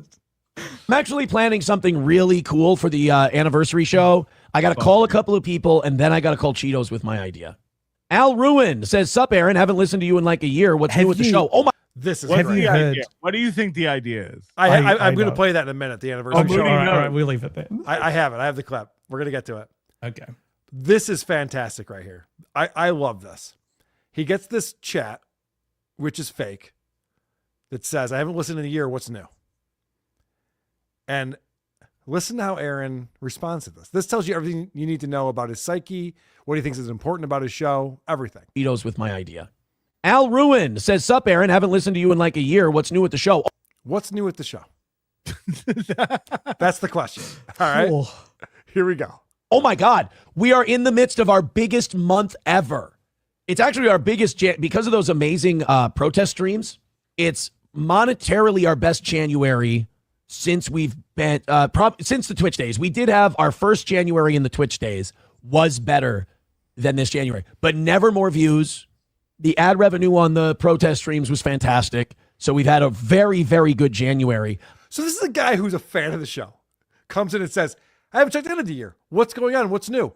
Aaron immediately goes to number of views and ad revenue. I've never once heard Howard Stern talk about how much money he made on a live read. Like, hey, Howard, what's going on with the show? Oh, you won't believe it. I just did a live read for Steven Singer. He's paying me $8,000 for it, which is fantastic. Like, what? I asked you what's going on with your show. POV, you've been in prison for 10 years. You get out. You walk into a McDonald's.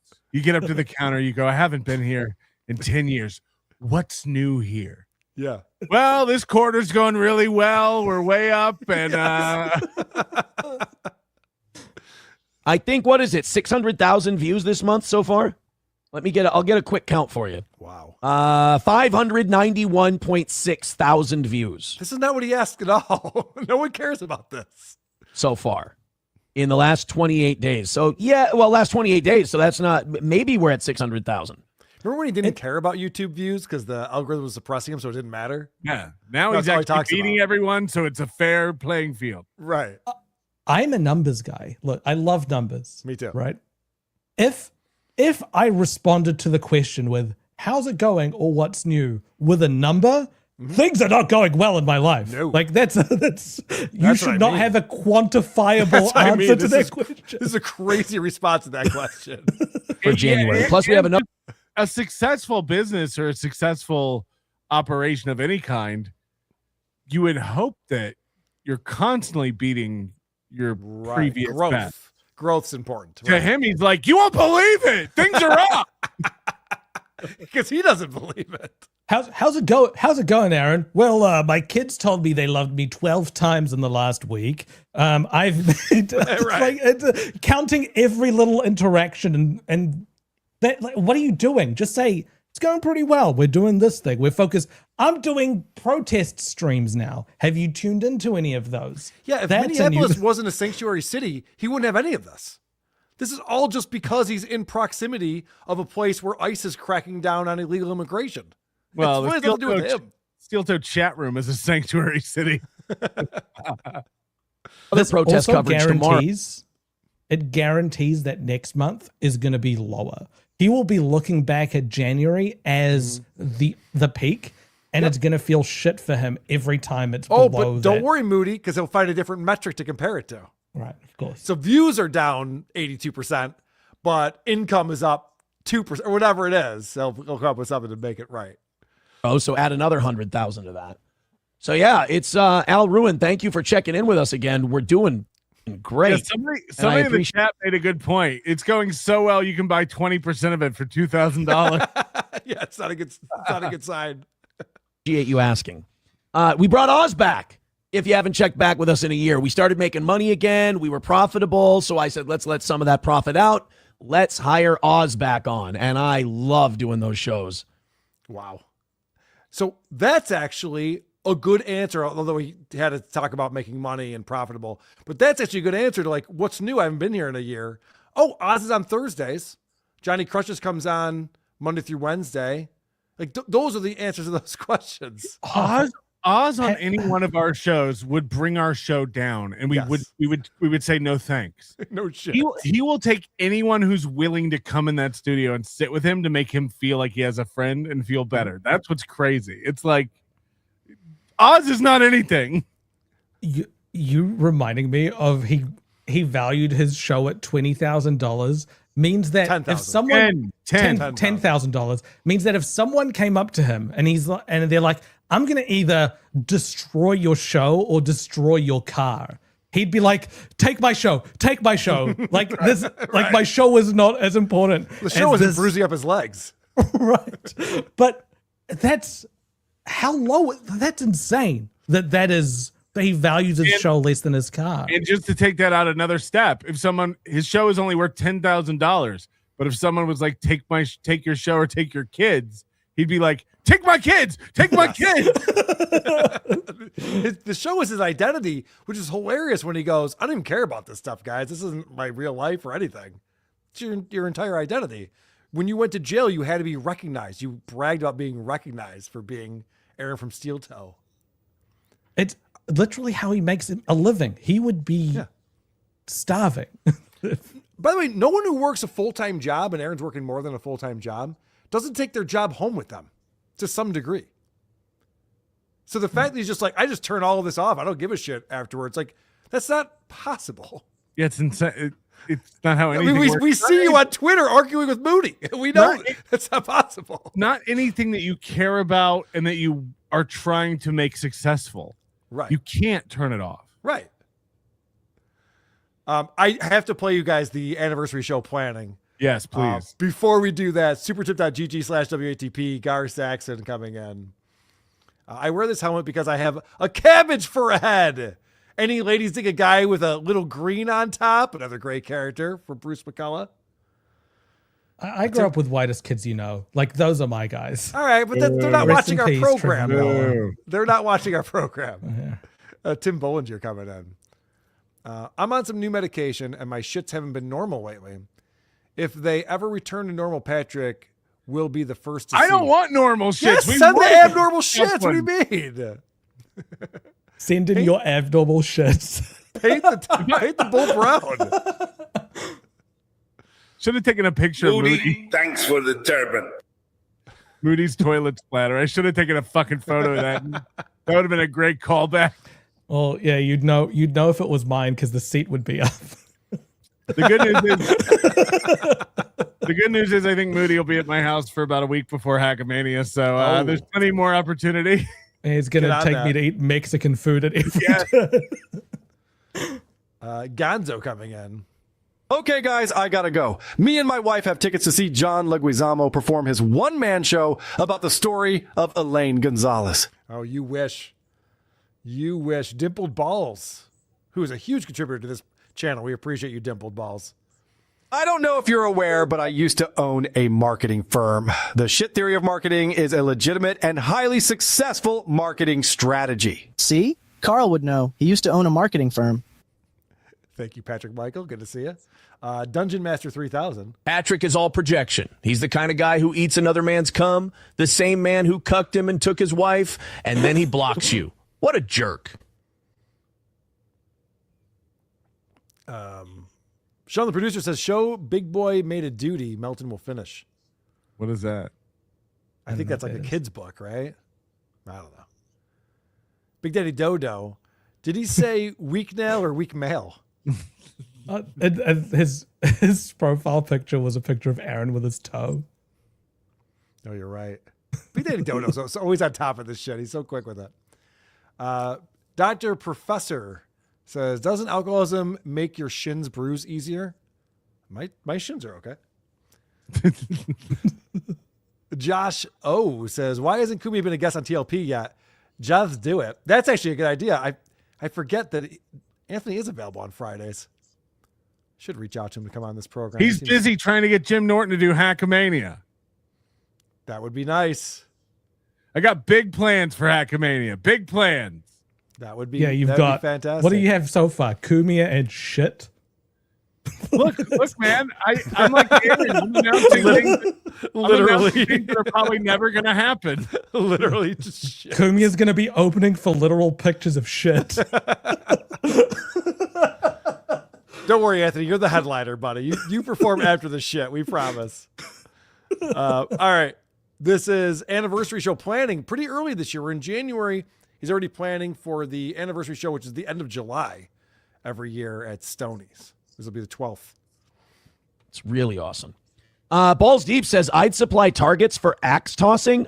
Bro, stay in touch. Stay in touch on that. I'd actually be really, really interested. What I want to do for the anniversary show this year is like maybe a podcast, but I think we're going to, would you guys mind if I just cut out the comedy show? Yes, I would mind. The truth is he couldn't get anyone to come to that. He's not going to shell out three grand again. Oh, he's and I gonna talk imagine about if we that. get Jim Norton, we're going to have to shell out more than that. Yeah. He don't have the budget for it. And second of all, Look, I doubt somebody will record this for the third year in a row. What are the chances we get to hear? Like a podcast will be. I've done these live podcasts. They get so loose and crazy and bad. I hope that's where we're going. Yeah, I know that'd be fantastic. Actually, he won't know what to do without begging all the time on the show. Well, he also, Aaron doing a live podcast would be a really interesting watch because he hits that applause button all the time to soothe him on his show. If he's in front of people and they're disinterested, it's going to fuck with them and they will be disinterested. He'll say something that he thinks is going to have a big pop and no one will care.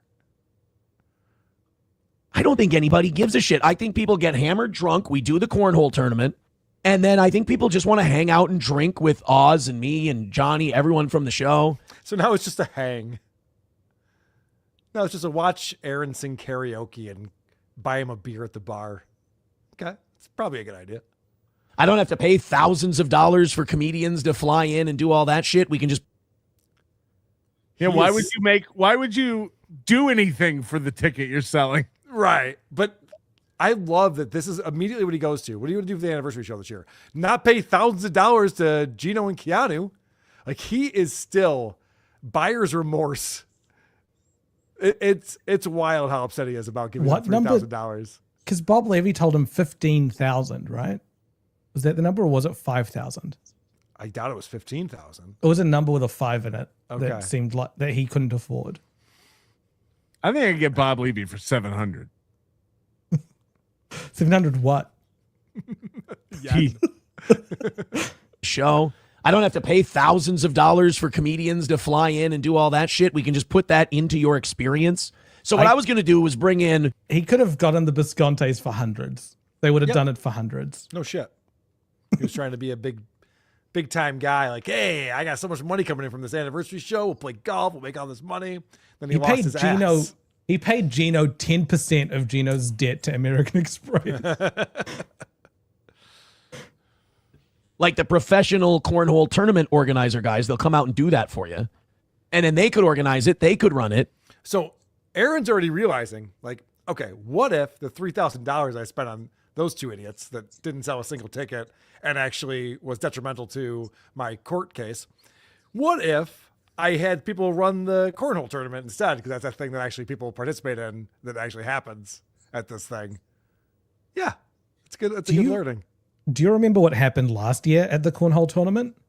He puts on this cornhole tournament, and this guy who goes around the state and plays cornhole for money called up Aaron and was like, hey, Aaron, when's your cornhole tournament happening? This guy is not a listener. He's not someone that's interested in the show. He just shows up, wins the cornhole tournament, so none of the listeners can get that money, and then fucks off. That's like, awesome. this is... It's terrible. Like, at least if you're gonna do a cornhole tournament, have it be with your listeners who are equally bad at cornhole. It's just like the golf tournament. Right. Yeah. Did he win the cornhole tournament the year before that, though? Yes. Yes. He won his own tournament. What a bitch. We'd bring in all kinds of people, even non-steel toe people, and they get to do the thing. Oh, see? This is he's saying it, the quiet part out loud. He's like, yeah, I mean, I'll just attract people for a cornhole tournament. It doesn't have to be my fans because I don't have a lot. And right. I'll bring in my people in, maybe an antiquated sport that's played in the Midwest. I'll bring in my ringers. And then axe throwing is a fantastic idea. It's a terrible idea. I've done axe throwing before. It's very fun. But you have to have trained professionals around to keep the drunks from doing stupid shit like picking up the axe by the sharp part or handing it to someone. Let's do lawn darts. Yeah, like the Fed is like, guys, let's not do a comedy show. Everyone gets pissed drunk and no one cares anyway. But we should definitely have axes there. Let's do midget bowling and dress up the midget like Melton. Like that. Actually, that's actually a really good idea. Can we do that at Hackmania? I take that back. Rudy. Will you be a bowling ball at Hackmania, please? I'm too big to be a midget. Like, that's not... I don't wear that with pride. It's not a badge.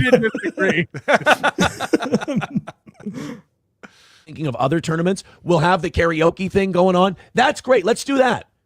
Now, would the axe throwing thing, even at Stoney's, be an indoor deal? Because that would be great. Outdoors, if you want to stay outside, we got the cornhole tournament going on. And Indoor then axe throwing in the bar. Like I said, I've been to axe throwing places. They're set up very specifically for axe throwing. There's Chain link walls. fence. Yeah, there's like walls and shit. The fact that you just be like, hey, Cheetos, is it cool if we have like axe throwing over here in this corner? You'd be like, no, my insurance will not cover that, A. And B, I can't imagine what's going to go through the walls in here. You can't have people with axes in a bar where Confederate flags are hanging. That too. Also, women might show up. You ever seen a woman try to throw an axe? Is he It'll go through trying the to ceiling? I swear to God, I've seen it happen. That's why they all have axe wounds. It's worse when it like comes back at you when you don't throw it right. Like right, it bounces off axe and throwing comes is towards you. dangerous. Right. It's insane. He's turning this into a county fair. Yes. You can win teddy bears and a goldfish. What? outdoors, if you want to stay outside, we got the cornhole tournament going on. And then I want to see if we can get the street blocked off for the tournament. And then axe throwing inside. And then bring in your chili for the chili competition happening at 3 p.m. First of all, there's 4 businesses, 2 houses on this. Yeah, you can block. Game on. It would be the same as playing high. Game on. Oh no. Do you believe in life after love? Yeah, I know, Melt. You just totally roboted out on us. Your internet just shit the bed, my friend. He sounded passionate about that take that he had too, because he's been there. Very he knows what the location is like. All right, good talking to you, Patrick Melton. Nobody likes onions. Members only show this weekend. I'd would be great, and then karaoke in that little bar band area. I think we've got ourselves a nice little show.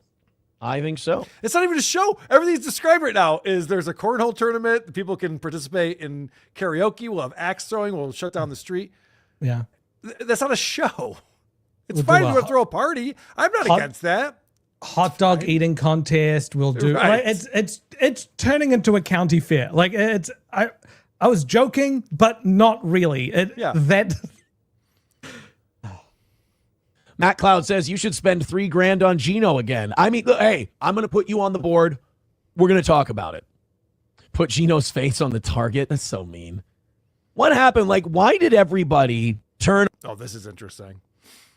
Is Patrick coming back, or is that you coming in with this?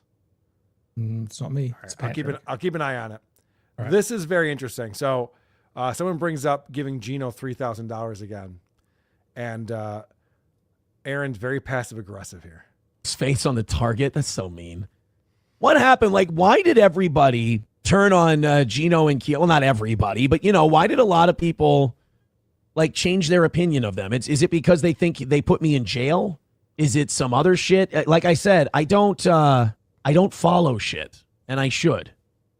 He does. He's lying. He goes, why does everyone turn on Gino and Keanu? Is it because they put me in jail? Do you have a thought on that, Patrick? Welcome back, buddy. No, but what I was saying was okay. Go ahead. Him saying, "I wonder if we can shut down the street." I've been on that street. There's 4 businesses and 2 houses. Right. It'd be like Wayne and Garth. Game on! Game Right, yeah, on! exactly. Like there's a car car going comes by every half hour. Big Daddy Dodo captured you freezing up right there. $2. Well done, Big Daddy Dodo. Appreciate you.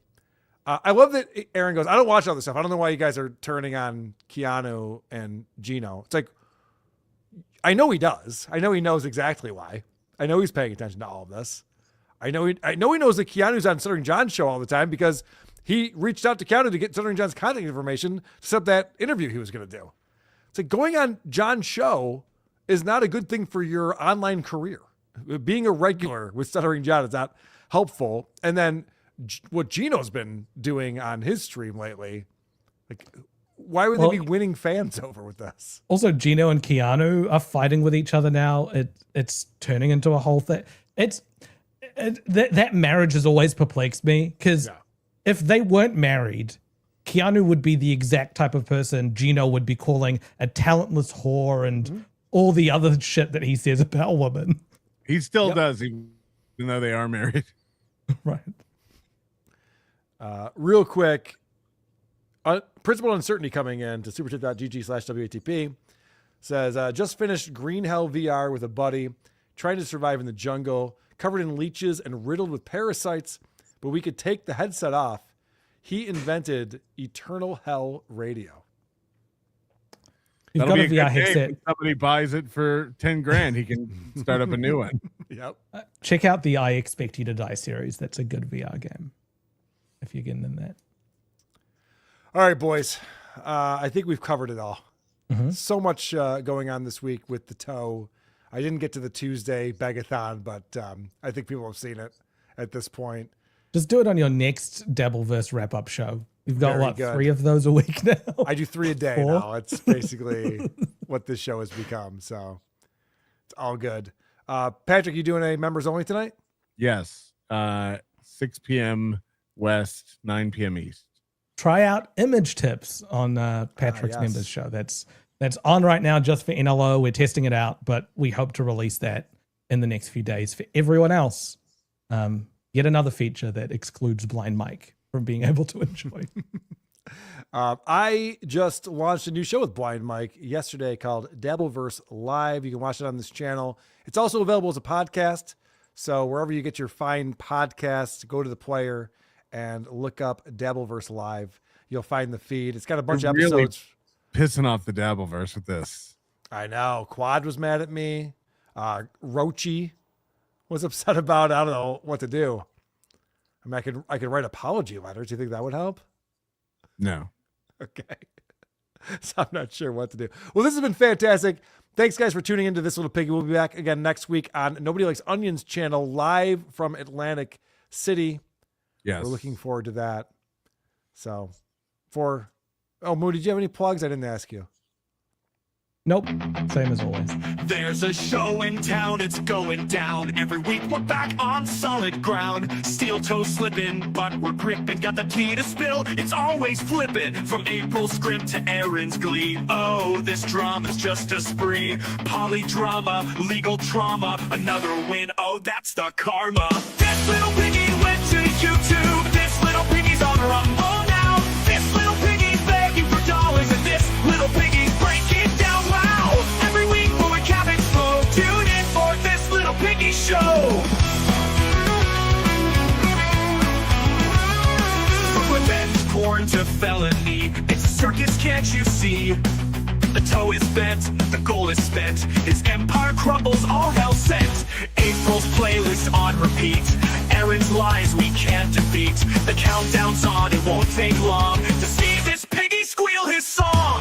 This little piggy went to YouTube. This little piggy's on Rumble now. This little piggy's begging for dollars. And this little piggy's breaking down. Wow! Every week we'll recap it slow. Tune in for This Little Piggy Show.